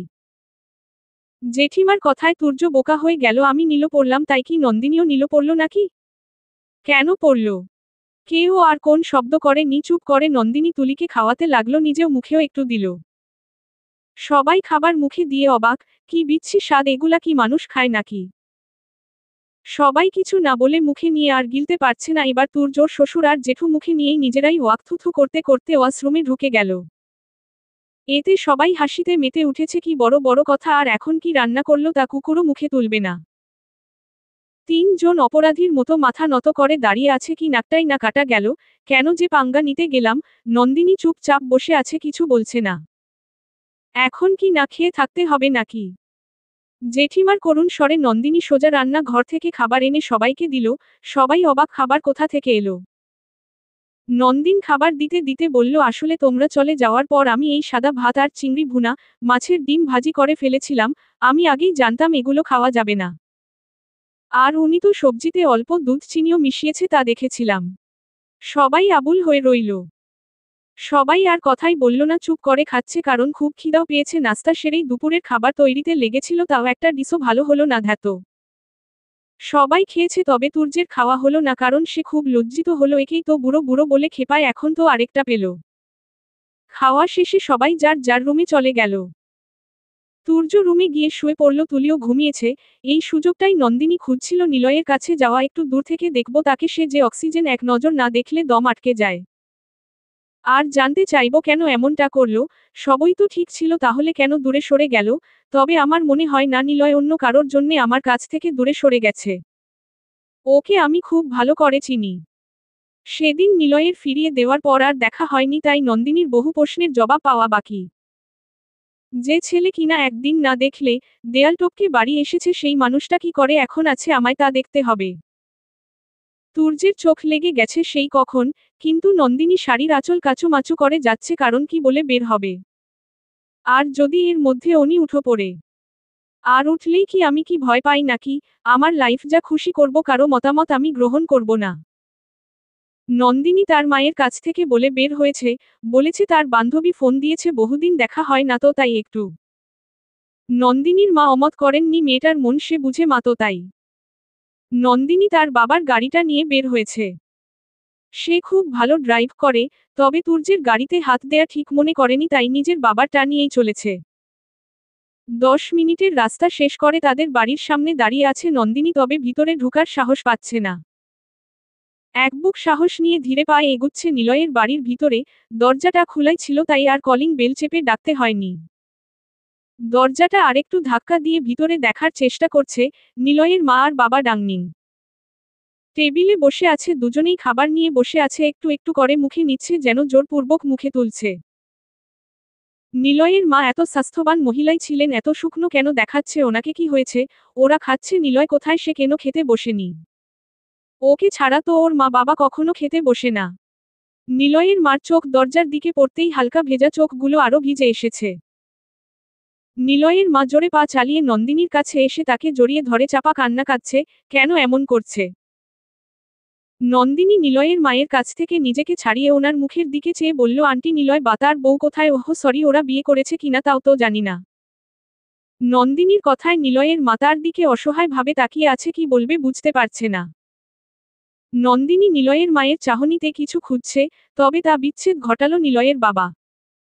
উনি চেয়ারে বসেই বলল, ভালো আছো নন্দী? জি আঙ্কেল। তোমার স্বামীকে নিয়ে আসতে। যাই হোক, এদিকে এসো। নন্দিনী অবাক, একবার ও উনি কাছে এলে না, আমায় ডাকছে? আগে তো দেখলে মা মা বলে পাগল করে দিতে। হয়তো ছেলের পছন্দ পাল্টেছে, তাই বাবারও পাল্টেছে। নিলয়ের বাবার কাছে আরেকটা চেয়ার টেনে বসেছে নন্দিনী। নন্দিনী এবার খেয়াল করল উনি বা হাতটা নাড়াতে পারছে না। প্রশ্নসূচক হয়ে কিছু বলবে তার আগেই নিলয়ের মা বলল, কিছু দিন আগে স্ট্রোক করে, বাম পাশ অবস্থায় বা হাত বা পা কিছুই তেমন নাড়াতে পারে না। নিলয়ের মায়ের কথায় নন্দিনী চেয়ার ছেড়ে উঠে দুকদম পিছিয়ে গেছে। কি বলবে ভাষাই পাচ্ছে না। নিলয়ের বাবা প্লেটের দিকে তাকিয়ে বলল, আমার ছেলে খুব শান্তিতে আছে, মা তাকে দেখা দিয়ে অশান্তি বাড়িও না, সে খুব সুখে আছে। তাই তুমিও তোমার সংসারে মন দাও, এতেই সবার ভালো, আর কোন দিন ওর খুঁজে এখানে আসবে না। নন্দিনী কিছু না বলেই চলে আসতে নিয়েও তার চোখ আটকে গেল দেয়ালের ছবিটার দিকে। একি এত সেই ছবিটা? আমি আর নিলয় প্রথম দেখার সময় বৃষ্টি হচ্ছিল, তখন আমায় হাঁটু গেড়ে বসে প্রপোজ করেছে, তার স্মরণ হিসেবে রাখার জন্য ক্যামেরায় বন্দি করেছিল। তবে এই ছবি এখনো ঝুলানো কেন? তার বউ দেখেনি? কি চায় নিলয়? সে কি আমায় শান্তি দিবে না? যদি আমায় নাই চায়, তাহলে ছবিটা এখনো ফেলেনি কেন? হাজার প্রশ্ন বুকে চাপা দিয়ে বেরিয়ে পড়ল নিলয়দের বাড়ি থেকে। বাড়ি যাওয়ার রাস্তায় না গিয়ে অন্য রাস্তায় গাড়ি ঘুরিয়ে বেখেয়ালি হয়ে চালাচ্ছে নন্দিনী। এদিকে বাসার সবাই এতক্ষণে জেনে গেছে নন্দিনী বাড়ি নেই। তুর্য চুপচাপ তুলিকে কোলে নিয়ে বসে আছে, বারবার নন্দিনীর নাম্বারে কল করেই যাচ্ছে। সন্ধ্যা হয়ে এলো, তবু তার খোঁজ নেই। কোন বান্ধবীর বাড়িও সে যায়নি, সবার বাসায় ফোন করেছে কোহিনূর বেগম। তুর্য আর স্থির থাকতে পারছে না, তুলিকে রেখে নিজেই গাড়ি নিয়ে বের হতে নিল। এমন সময় ফোন আছে সালাম সাহেবের কাছে। হ্যালো। জি, এই মোবাইলটা যার, তিনি অ্যাক্সিডেন্ট করেছেন, আমরা উনাকে হাসপাতালে এনেছি। আর আপনার নাম্বারটা বাবা দিয়ে নোট করা, তাই কল দিলাম। সালাম সাহেবের মোবাইল হাত থেকে পড়ে গেল। তুর্য দৌড়ে এসে ফোনটা নিয়ে লোকটার সাথে কথা বলে ঠিকানা নিয়ে নিল। সবাই ছুটে চলছে হাসপাতালের দিকে। তুর্যের মনে ঝড় বইছে, তাহলে কি সাইমার মতো নন্দিনীও ফাঁকি দিবে? না না, এই হতে পারে না, আমার তুলির জন্য হলেও নন্দিনীকে চাই। সবার চোখে পানি। কোহিনূর বেগম তো একবার বেহুশ হয়ে গিয়েছিল। কিছুক্ষণের মধ্যেই হাসপাতালে পৌঁছে গেল তারা। তুর্য ধুমছে গাড়ি চালিয়েছে। ভিতরে ঢুকে আবার নন্দিনীর নাম্বারে কল দিলে সেই লোকটা ফোন ধরে বলে উপরে আসতে 108 নং কেবিনে আছে, চলে আসুন। সবাই হন্তদন্ত হয়ে কেবিনের সামনে হাজির। তুর্যের হুঁশ যায় আসে প্রায়। সবাই রুমে ঢুকে দেখে নন্দিনী শুয়ে আছে বেডে, পাশে একটা লোক, হয়তো উনিই কল করেছিল। সাথে নার্সও দাঁড়িয়ে। তাদের দেখে লোকটা বলল, আপনারা? জি, আমি ওর স্বামী। না চাইতেও তুর্যের মুখে কথাটা চলে এসেছিল, তা নিজেই খেয়াল করেনি। তুলিকে জেঠিমার কাছে রেখে এসেছে তুর্য। নন্দিনীর এখনো জ্ঞান ফিরেনি। হাতের কনুইতে ব্যথা পেয়েছে আর মাথায়ও হালকা ব্যথা পেয়েছে। এটুকুই দেখা যাচ্ছে। নার্স এসে বলল, চিন্তার কোন কারণ নেই, হাতে মাথায় ব্যান্ডেজ করে দিয়েছি, ওনার জ্ঞান ফিরলে বাড়ি নিয়ে যেতে পারেন। তবে হাতটা নাড়াতে পারবে না, 3-4 দিন, আবার আনলে ব্যান্ডেজ খুলে দেব তখন। কোহিনূর বেগম মেয়ের পাশে বসে তার মাথায় হাত বুলাচ্ছে। তুর্য সব ঔষধ বুঝে নিয়েছে। লোকটার নাম জানতে চাইলে বলল, আফজাল। তখন তার কাছে জানতে চাওয়া হয় কি হয়েছিল। আফজাল এবার আমতা আমতা করে বলল, দেখুন স্যার, আমি ওই রাস্তার সাইডে চায়ের দোকানে ছিলাম, তখনই একটা বিকট আওয়াজে পিছন ফিরে দেখি একটা গাড়ি গাছের সাথে ধাক্কা খেয়েছে।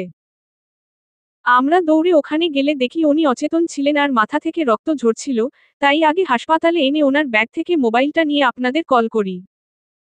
আফজালকে অসংখ্য ধন্যবাদ জানিয়ে বিদায় দিল। আজকাল এমন মানুষেরও দেখা পাওয়া যায়। উনি চাইলে দামি মোবাইল, ওর গহনা, ব্যাগের টাকা সব নিয়ে চলে যেতে পারত, কিন্তু তা করেনি। হয়তো ওনার মতো মানুষ এখন বেঁচে আছে বলে দুনিয়া চলছে। কিছুক্ষণ পর নন্দিনীরও জ্ঞান ফিরল। উঠতে গিয়েও আবার বাঁ হাতে মাথাটা চেপে শুয়ে পড়ল। ডান হাতটা ব্যান্ডেজ করা কনুই পর্যন্ত। তুর্য দৌড়ে এসে নন্দিনীকে তুলে পিছনে বালিশ দিয়ে বসিয়ে দেয়। সাথে একটা প্রশ্নও ছুড়ে মারে নন্দিনীর দিকে। কোথায় গিয়েছিলে? আর অ্যাক্সিডেন্টই বা হলো কি করে? চলবে। যচক প্রশ্ন এড়িয়ে যাওয়ার মতো নয়, তবে ওর কি দিবে তাও নন্দিনীর জানা নেই। বালিশে হেলান দিয়েই চোখ বুজে থাকা ওম মনে হলো। তুর্য আর কথা বাড়ালো না, হয়তো ওর শরীরটা বেশি খারাপই লাগছে। কিছুক্ষণ পর নন্দিনীকে তুর্যের বাড়িতে নিয়ে যাওয়া হলো। অবশ্য সালাম সাহেব বহু জোর করেছিল নন্দিনীকে নিজের বাড়িতে রাখার, তবে তুর্য সায় দেয়নি। তার বাড়ি যেতেই হবে, আর্জেন্ট কাজ পড়েছে, আর তুলি নন্দিনীকে ছাড়া থাকতে পারবে না, আর আমি তুলিকে ছাড়া। তুর্যের কথাও সালাম সাহেব ফেলেননি, তাই চুপচাপ মেয়েকে যেতে দিলেন। কি করবে, মেয়ে তো এখন পরের ধন, তাই উনার জোর খাটানো এখানে বেমানান। ইতিমধ্যে তুর্যের বাড়িতে খবর পৌঁছে গেছে, নন্দিনীর অ্যাক্সিডেন্ট করেছে। তুর্য নন্দিনীকে নিয়ে বাসায় চলে আসে। নন্দিনীর শাড়িটা সেই আগের মতো পরিপাটি নেই, অগোছালো হয়ে গেছে। কিন্তু এখন এই অবস্থায় বাড়ি কি করে নেই। একজন কাজের ছেলে আছে, আবার ভাইয়াও বাসায়। নন্দিনীকে গাড়ি থেকে আস্তে করে নামিয়ে দিল আর নিজেই তার পায়ের কাছে বসে কুচিগুলো ঠিক করে দিল। এতে নন্দিনীর কোন খেয়াল নেই, সে মাথা পেঁচে দাঁড়িয়ে আছে। তুর্যের মা বেল বাজানোর আগেই উপস্থিত, দৌড়ে আগে নন্দিনীকে ধরে ভিতরে আনে, আর তুর্য তুলিকে কোলে নিয়ে চলে আসে। সোজা নিজের রুমেই পৌঁছে দিল শিলা বেগম, কারণ এত হাঁটাহাঁটির দরকার নেই, মেয়েটার আরাম দরকার। নন্দিনীকে আধশোয়া করে দিয়ে মাথার খোলা চুলগুলো পিছনে দিয়ে দিল শিলা বেগম। তুর্য এসে তার মাকে বলল, মা, ওর খবরটা। আর কিছু বলতে দেয়নি শিলা বেগম, হাত দিয়ে তুর্যকে থামিয়ে বলল, রুমে পাঠিয়ে দিতে হবে এই তো। আচ্ছা স্বপ্না, খাবার আনতে গেছে, তুই হাত মুখ ধুয়ে আয়। আর ওরও তো হাত মুখ ধুতে হবে, তা তুই। আর কিছু বলবে তার আগেই তুর্যের মুখের দিকে তাকিয়ে আছে বেচারা, মুখ দেখার মতো, তাই আর কিছু না বলে ভেজা তোয়ালে দিয়ে হাত পা হালকা হালকা করে মুছে দিল। স্বপ্না খাবার এনে তুলিকে নিয়ে নিল তুর্যের কাছ থেকে, কারণ তুলিকে আজ নন্দিনী খাওয়াতে পারবে না। শিলা বেগম আর স্বপ্না চলে গেল। তুর্যের আর নন্দিনীর খাবার রেখে গেছে। তুর্য চুপচাপ খাচ্ছে, দুপুরেও খাওয়া হয়নি। কিন্তু সমস্যা হচ্ছে নন্দিনী, সে তো তুর্যের দিকে অসহায় ভাবে তাকিয়ে আছে। কি করে খাবে, হাতটা নাড়াতেই পারছে না, খাওয়া তো দূরের কথা। তুর্যের নজর এবার নন্দিনীর দিকে পড়ল। সত্যি কতটা অপদার্থ আমি, মেয়েটা খাবে কি করে? তুর্য এবার নিজের প্লেট থেকেই খাবার হাতে নিয়ে বলল, তোমার সমস্যা না থাকলে আমি খাই না মানে এ। শুধু আমতা আমতা করেই যাচ্ছে, তুর্য মুখ ফুটে বলতেও পারছে না। আর কিছু বলতেও হলো না, তার আমতা আমতা শেষ হওয়ার আগেই তুর্যের হাতের খাবারটা নিজেই মুখে নিয়ে নেয় নন্দিনী। তুর্য হাত এভাবে রেখেই বুকার মতো চেয়ে আছে। নন্দিনী মুখের খাবার শেষ করে বলল, মেয়েদের মতো এত আমতা আমতা করেন কেন? আর না খাইয়ে রাখবেন নাকি এখন? খিদে পেয়েছে তো। তুর্য এবার সুন্দর করে খাবার নিয়ে নন্দিনীকে খাওয়াচ্ছে আর নিজের মুখেও দিচ্ছে। খাওয়ানোর পর সুন্দর করে ওর মুখ মুছে দিয়েছে, আর সেই সাথে অনেক আলাপও করছে। আজ প্রথমবার নন্দিনী আর তুর্য সোজা মুখে কথা বলছে। অনেক কথা বলল, তবে দরকারি নয়, আবোল তাবের মতোই যা হাবলা তুর্য, সেটা বুঝতে বাকি রয়নি নন্দিনীর। তুলি ঘুমিয়ে গেছে, তুর্যকে শুইয়ে দাও। স্বপ্নার ডাকে দুজনেই ঘুরে দেখে তুলিকে নিয়ে এসেছে। তুর্য তুলিকে নিয়ে বিছানায় শুইয়ে দিল। স্বপ্নাকে নন্দিনী ডাক দিয়ে বলল, ভাবি একটু আসবেন, মানে আমি একটু ফ্রেশ হতাম আর কি। স্বপ্না হাসি দিয়ে বলল, তোমার বরকে বলো আমি গেলাম বলেই দরজাটা বন্ধ করে চলে গেল। নন্দিনী চোখ এদিক ওদিক ঘুরাচ্ছে, কি করবে এখন এই বুড়োটাকে? না। তুর্য হা হয়ে রয়েছে, তবে এখন আমতা আমতা করলে তো হবে না, ওয়াশরুমে নিতে হবে। তাই আর কথা না বলে নন্দিনীকে ধরে উঠিয়ে বলল, চলো। নন্দিনী কি বলবে বুঝতে পারছে না। নন্দিনী এবার মুখ এবার হা হয়ে রয়েছে, হা হয়েই শুধু ঢুক গিলছে। চেক এত বড় বড় করেছে, দেখলে যে কেউ ভয় পাবে। তুর্য হেয়ালি পছন্দ করে না, আর সময় অপচয় তো একদমই না। তাই নন্দিনীকে কোলে তুলে নেয়। কোলে তুলতেই নন্দিনী আউচোচ বলে চিৎকার করে হালকা স্বরে। তুর্য শুনেও না শোনার ভান করে নন্দিনীকে সোজা ওয়াশরুমে ঢুকিয়ে নামিয়ে পিছন ফিরে রয়। তাও নন্দিনী হাবলার মতোই তাকিয়ে আছে, তাই তুর্য বাহিরে চলে এলো। নন্দিনীও আসতে গিয়ে ফ্রেশ হয়ে দরজায় ধারাম করে পড়ে যেতে নিল, তবে কপাল ভালো পড়েনি, তুর্য ধরে ফেলেছে নন্দিনীকে।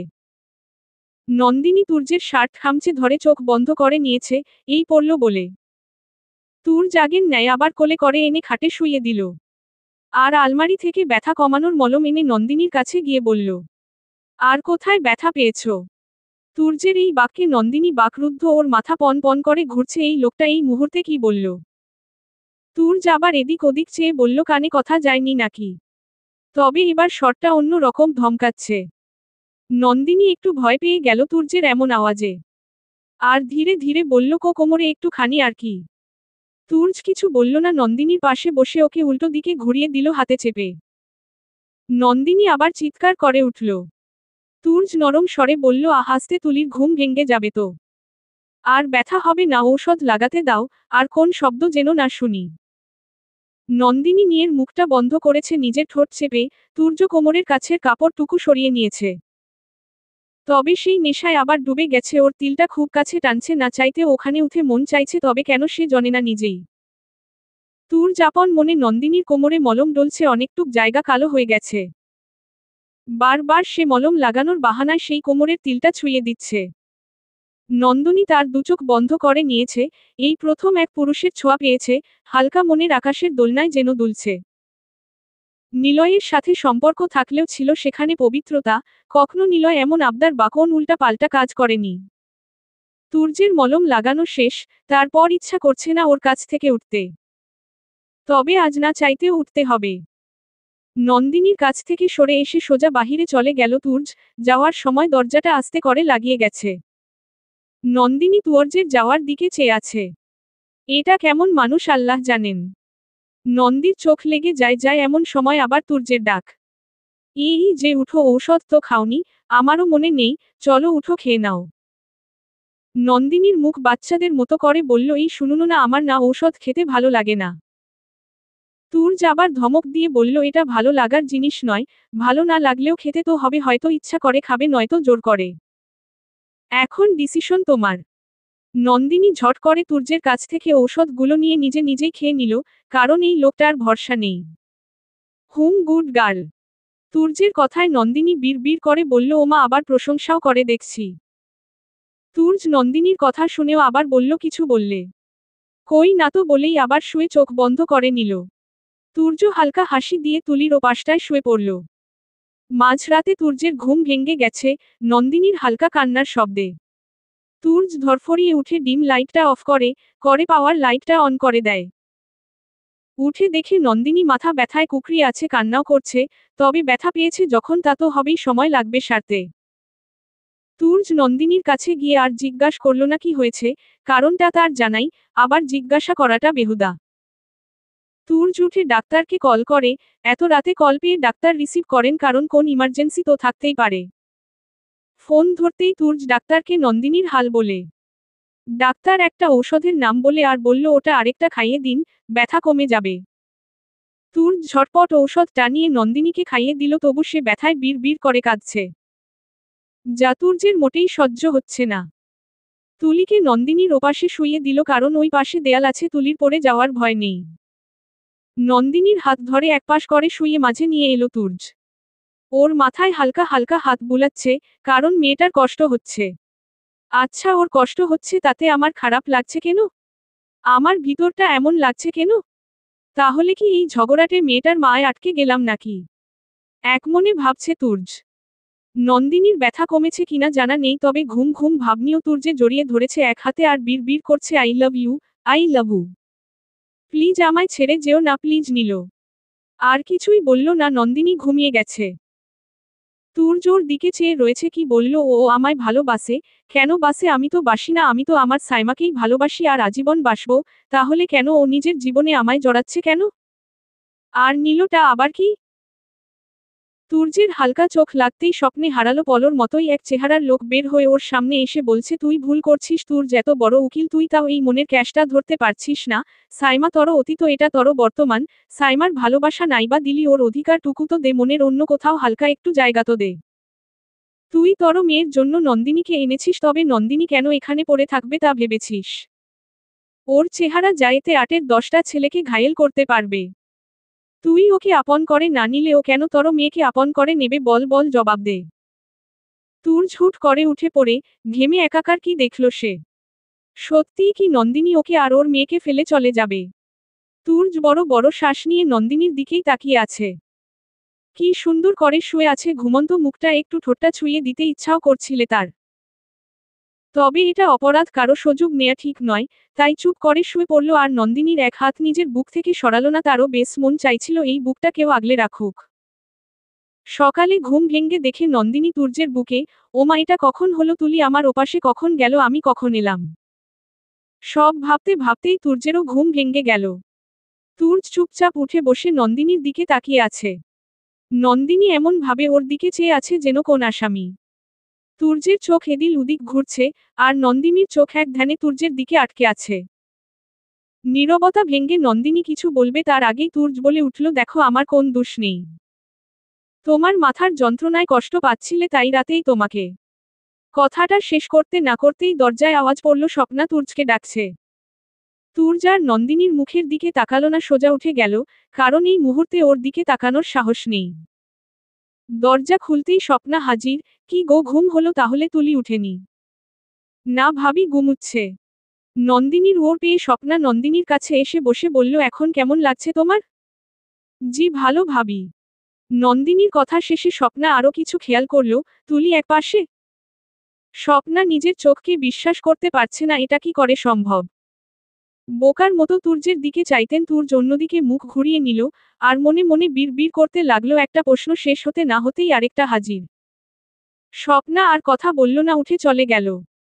তুর্য আবার নন্দিনীর কাছে এসে বলল, সব পরে বলছি, এখন উঠো, দাঁত ব্রাশ করবে, তারপর নাস্তা খাইয়ে ঔষধ খাইয়ে আমি করতে যাব।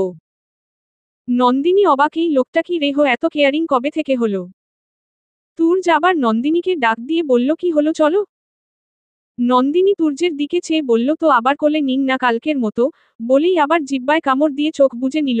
এটা কি বলে ফেললাম, ইস কি ভাববে আমায়। চোখ বন্ধ থাকায় তুর্যের মন খোলা হাসিটা আর দেখতে পেল না নন্দিনী। তুর্য আর কথা না বলে নন্দিনীকে সুন্দর করে কোলে তুলে ওয়াশরুমে নিয়ে গেল। নন্দিনীও সুন্দর করে তুর্যের গলা জড়িয়ে ধরেছে। নন্দিনীকে নামিয়ে তার দাঁত ব্রাশ করিয়ে দিচ্ছে। আর সাথে বলল, তা এক হাতে ব্যথা পেয়েছো, বা হাতেও তো ব্রাশটা করতেই পারো। নন্দিনী মুখে পানি নিয়ে কুলকুচি করতে করতে বলল, পারবো না। তুর্য হাসি দিয়ে আবার ওর মুখে পানি ছিটিয়ে বলল, তা ব্যথা মনে হয় শুধু হাতে নয়, মাথায় বেশি পেয়েছো, তাই মাথার নাট ঢিলা হয়ে গেছে। তুর্য ভেবেছিল নন্দিনী রাগ হয়ে কেয়ামত ঘটাবে, কিন্তু না, এমনটা হয়নি। তুর্যের কথায় হো হো করে হেসে দিয়েছে, সেই সাথে তুর্য তাল মিলিয়েছে। তুর্য হাসির বেগ কিছুটা কমিয়ে নন্দিনীকে আবার কোলে নিয়ে রুমে চলে এলে। এসেই দেখে তুলি উঠে গেছে। নন্দিনী কোল থেকে নেমে তুলির কাছে গিয়েও বসে পড়েছে। তুলি আর নন্দিনী কথা বলছে, আম্মু চলো তোমার বাবাইকে বলো তোমার মুখ ধুয়ে দিতে। দাঁত তো দুটো এদুটো ব্রাশও করে এসো, হোম মাম্মার হাতে ব্যথা তাই তোমায় আজ বাবাই ব্রাশ করাবে। নন্দিনীর কথা হয়তো তুলি বুঝেনি, তারপর দুদাঁত বের করে হাসছে। তুর্য ওদের কাছে বসে বলল, হ্যাঁ আমি তো চাকরি পেয়েছি তোদের দুজনকে ফ্রেশ করানোর। তোর মাকে মায় নিয়ে এলাম, এবার তর পালা, আয় মা আয় তরটাও করে দিই। নন্দিনী শুধু মুখ টিপে হাসছে। তুর্য তুলিকে কোলে নিয়ে দুকদম চলে আবার ফিরে বলল, আচ্ছা আমি তো বুড়ো মানুষ, তা আমি তো কদিন পর হাঁটা চলা করতে পারবো না, তখন কি আমায় এমন করে সেবাটা করবে? তুমি তো খুব ইয়াং তাই না? কি হলো বলো, করবে তো আমার সেবা যত্ন। কয়দিনই করতে হবে, বেশি না পড়ে তো মরেই যাব তাই না, কারণ বুড়ো মানুষ বলে কথা। আর তুলিকে কিন্তু ছেড়ে যেও না প্লিজ, ওরে অন্তত আগলে রেখো। নন্দিনীর একটুও ভালো লাগলো না তুর্যের কথাটাকে, বলল উনি বুড়ো, আর মরার কথা বলল কেন? তুর্য আর কিছু বলবে তার আগেই নন্দিনীর ঝাঝালো কণ্ঠের আওয়াজেই বারবার নিজেকে বুড়ো বলেন কেন? আর মরবেন কেন? মরুক আপনার দুশ্মন, বলেই রুম ছেড়ে বেরিয়ে গেল। তবে নন্দিনীর রাগের কারণটা তুর্য বুঝল না। তুলিকে নিয়ে একটু পর তুর্য রুম ছেড়ে বেরিয়ে এলো। সবাই নাস্তার টেবিলে, শুধু সোহান ছাড়া, তার ট্রাভেল এজেন্সিতে কাজ করেছে। সোহাম খুব ভালো চাকরি করত, তবে চাকরিটা ছেড়ে দিয়ে এখন নিজেই ব্যবসা দাঁড় করেছে ট্রাভেল এজেন্সির। তুর্য তুলিকে একটা চেয়ারে বসিয়ে নিজের আরেকটা চেয়ারে বসেছে। তবে সবাই হা হয়ে নন্দিনীকেই দেখছে, সে বা হাতে চামচ দিয়ে খাওয়ার চেষ্টা করছে তবে ব্যর্থ হচ্ছে, তা মুখ দেখেই বোঝা যাচ্ছে। তুর্য খাবার হাতে নিয়ে নন্দিনীর মুখের সামনে খাবার ধরে বলল, নাও হা করো, এই গল্পের লেখক মাহমুদ।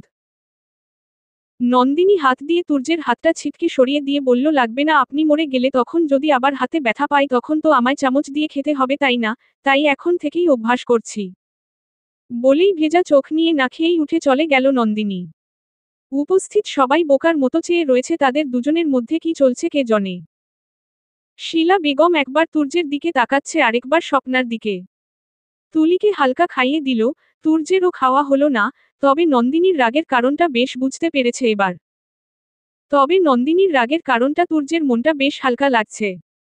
কেউ তো তার মরণে কাঁদবে। তুলিকে শীলা বেগমের কোলে দিয়ে এক প্লেটে খাবার ভর্তি করে নিজের রুমের দিকে পা চালাচ্ছে। শীলা বেগম স্বপ্নাকে ডাক দিয়ে বলল, কি চলছে বড় বৌমা ওদের মাঝে? স্বপ্না ঠোঁট বাঁকিয়ে বলল, আমিও তো তাই ভাবছি মা। দুজনেই নিরাশ চোখে তাকিয়ে আছে তুলির দিকে। তুর্য খাবার নিয়ে রুমে ঢুকেছে কখন নন্দিনী একবারও মুখ তুলে তাকায়নি। তুর্য খাবারটা নিয়ে নন্দিনীর পাশে বসে ডাক দেয়, নন্দিনী নাও, খেয়ে নাও, ঔষধ খেতে হবে নয়তো ঘাড় শুকোবে না। নন্দিনীর কোনও নেই, তাই ওর মাথাটা নিজেই ওর দিকে ঘুরিয়ে নিয়ে মুখের সামনে খাবার ধরল।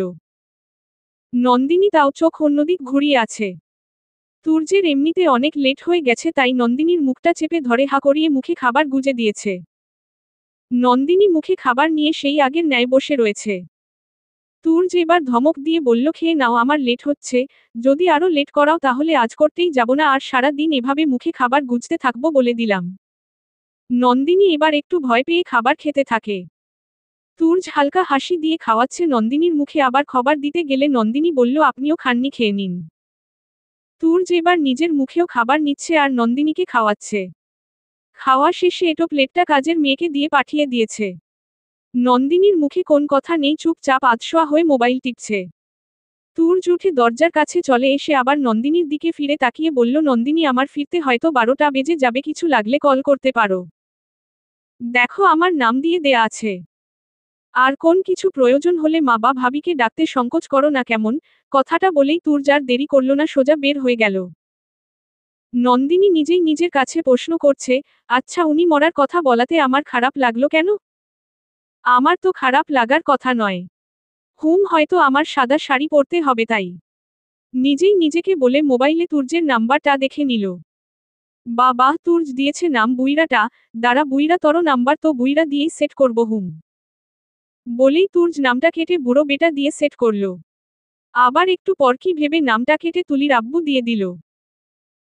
তারপর আবার বিড় করে বলল, আচ্ছা যদি একা কোথাও যাই আর আমার সমস্যা হয় তাহলে তো যে কেউ মোবাইলটা হাতে নিয়ে মা বাবা দেয়া সেট করা নাম্বারেই কল দিবে। আর ওরা টেনশন নিবে, বুইরা বাতুলির আব্বু থাকলে তো আর চিনবে না, কি করি। অনেক ভেবে মাই হাজব্যান্ড দিয়ে নামটা সেট করে নিল। যাক বাবা, এখন যত ঝমেলা হক উনার কাছে কল আসবে, বাবা মা টেনশন নেবা না বলেই এক গাল হাসি দিয়ে বসে রইল। তবে খুব বুর লাগছে, তুলিটাকে নিয়ে খেলতেও পারছে না, ছাদেও যেতে পারবে না, কেউ দেখলে বকে দেবে এই শরীর নিয়ে কেন ছাদে গেলাম। তাই ফেসবুকে নিজের আইডিতে লগ ইন করল। অরি রহমান নন্দিতা। ওর বাবা এই নামে ডাকে, নন্দিতা বলে, আর অন্য কেউ ডাকলেই চটে যায়, কারণ যাকে ভালো লাগে তাকেই এই নামে ডাকার অধিকার দেয়, বাকি কাউকে নয়। আর বেশিরভাগই কেউ জানে না ওর নাম নন্দিতা। ও নিজের প্রোফাইলে ঢুকে নিজের চোখ সাত আসমানের উপর চলে গেছে। এ কি, এগুলো কে করল? রিলেশনশিপ ম্যারেড দেয়া, তাও তিয়াস আহমেদ তুর্যের সাথে। তবে ছবিটা দেখে বুঝতে বাকি রইল না এটা কার আইডি, এই বুইড়াটা এগুলা করল কেন? ছাগল পাঠা কোথাকার। বকতে বকতে আরো কিছু নজরে গেল, তুর্য কিছু ছবি পোস্ট দিয়েছে, তাও নন্দিনীকে ট্যাগ করে। তাদের দুইটা বিয়ের ছবি, একটা যখন দুজনকে পাশাপাশি বসিয়ে মিষ্টি মুখ করানো হচ্ছিল, আর আরেকটা ওর হাতে যখন বাবা তুলে দিচ্ছিল। উনি আমার মোবাইল নিয়ে এত কিছু করেও শান্ত হয়নি, তাও আবার ছবি পোস্ট দিয়েছে, আমায় ট্যাগ করে আসুক, আজ আমার মোবাইলে হাত দেওয়ার অনুমতি উনাকে কে দিয়েছে, কোন সাহসে করেছে এসব? আরও চোখ বুলিয়ে দেখতে পেল 2K লাইক, 1.5K কমেন্ট। তাও এগুলো কাল রাতে পোস্ট করেছে। কমেন্টগুলো বেশিরভাগ উনার চেনা লোক মনে হচ্ছে, সবগুলাই কমেন্ট সুন্দর, তবে সোহামের কমেন্টটা হাসির বটে। লিখেছে, আমার পেয়ারি নতুন মেহমান, আমি কেন ছবিতে নাই, আমি তো কোলে করে গাড়ি থেকে নামিয়েছিলাম। এর মধ্যে স্বপ্নের ছোঁয়া আইডি থেকে স্বপ্না ভাবি রিপ্লাইও করেছে, তোমার ছবি আছে তোমার বউয়ের সাথে, তাই আরও দরকার থাকলে বাসায় এসো, ভালো করে তুলব ছবি। নন্দিনী হাসতে হাসতে সে সেরা পারেও বটে, সো রোমান্টিক কাপেল। তবে আরেকটা কমেন্ট চোখে পড়ল, লিখা ছিল, ভালোই বউকে নিয়ে সুখী হও, দোয়া করি, দেখতে মাশাল্লাহ। নামটা খুব অদ্ভুত। ভোরের আলো। তাই নন্দিনী বুঝতে পারলে না মেয়ের আইডি নাকি ছেলের, খুব বুর লাগছে, তাই একটু বেরিয়ে স্বপ্নার কাছে গিয়ে বসলো আর আড্ডা জমালে। একটু পরই তুর্য বাসায় চলে এলো। শিলা বেগম জলদি আসার কারণ জানতে চাইলে বলল, নন্দিনীর শরীর ভালো না তো, তাই আর কি। শিলা বেগম অবাক হওয়ার সাথে খুশিও বটে। তুর্য গুন গুন করতে করতে গাড়ির চাবিটা ঘুরাতে ঘুরাতে রুমের দিকে এগুচ্ছে, তবে তার জানা নেই আজ কোন শনির দশা তার হবে, কারণ নন্দিনী রেগে আগুন হয়ে আছে। রুমে ঢুকতেই ফুলদানি দিয়ে আক্রমণ, তুর্য কিছু বুঝে ওঠার আগেই তার কপালটায় লেগে হালকা কেটে গেছে। তবে নন্দিনীর রাগ এবার পানি, কারণ তুর্যের কপালটা হালকা কেটেছে আর একটু রক্তও পড়ছে। তুর্য কপালে হাত দিয়ে নন্দিনীর দিকে চেয়ে রয়েছে। ঝগড়াটে জানতাম জিনের আছড়ও আছে, তা আজ জানা হলো। নন্দিনী দৌড়ে তুর্যের কাছে গিয়ে ওর হাতটা সরিয়ে দেখছে খুব ভালো করে। তুর্য নন্দিনীর থেকে একটু লম্বা হওয়ায় পাটা উঁচু করে কপালটা দেখছে। পা উঁচু করাতে নন্দিনীর হাত তুর্যের কাছ থেকে সরতেই সে নিজের ব্যালেন্স হারিয়ে তুর্যের উপরই গিয়ে পড়ে। তুর্য হালকা হাসি দিয়ে বলল, একেই তো পুচকি মেয়ে, তাও বেটো একটা, তার উপরে জিনের আছর, তা আর কি কি গুণ আছে জানতে পারি কি? নন্দিনী তুর্যের কাছ থেকে সরে এসে বলল, একদম বাজে বকবেন না, এই গল্পের লেখক মাহমুদ। আমি ইচ্ছা করেই ফুলদানিটা ছুঁড়ে মেরেছি, কারণ আপনি আমার মোবাইলটা নিয়ে কি করেছেন? নন্দিনী মোবাইলটা এনে তুর্যের সামনে ধরে বলল, এগুলা কি হুম? তুর্যের ভয় গলা শুকিয়ে গেছে, আল্লাহ জানে কপালে আর কি আছে, আর কপাল তো ফাটলে আর কি কি ফাটবে কে জানে। ভাবতে ভাবতেই নন্দিনী বা হাতে তুর্যের শার্টের কলার চেপে ধরেছে, চোখ দিয়ে আগুন ঝরছে, তা তুর্য নন্দিনীর চোখ দেখেই বুঝতে পারছে। এবার বলুন, কে আপনাকে সাহস দিয়েছে এগুলো করার? আমি বলেছিলাম। নন্দিনীর অগ্নি দৃষ্টি এড়িয়ে যাওয়ার মতো নয়, তবে তুর্য একটা ধীর শ্বাস নিয়ে নন্দিনীর হাত তার শার্টের কলার থেকে ছাড়িয়ে শান্ত কণ্ঠে বলল, কেন, ভুলটা কোথায়? তুমি বিয়ে করনি আমায়? যদি করে থাকো তাহলে আমি তোমার স্বামী হই, তাহলে সমস্যাটা কোথায়? কোন সমস্যা বা কারণ থাকলে বলো, এখনই সব ঠিক করে দিচ্ছি। নন্দিনীর চোখ এবার কিছুটা স্বাভাবিক হয়ে এসেছে, কারণ তুর্যের কথা সত্য, বিয়ে যখন করেছি তাহলে সমস্যা কোথায়, ছবি বা রিলেশনশিপ দেয় নাকি নিলয়কে নিয়ে ভয়, সে কষ্ট পাবে সেই ভয়। আর পাবে কেন, সেই তো আমায় ছেড়ে চলে গেছে, আমি তো ছাড়িনি, তবু কেন ওর জন্য মন আনচান করে? ওকে দেখাবো বলেই তো বিয়েতে মতো দিয়েছিলাম, তবে আজ কেন মন সায় দিচ্ছে না ওকে দেখাবার? মনে মনেই ভেবে যাচ্ছে নন্দিনী। তুর্য হাতে তুড়ি মেরে বলল, হ্যালো। কোথায় হারালে? শুনো, তোমার সমস্যা হলে সব কেটে দেই কেমন?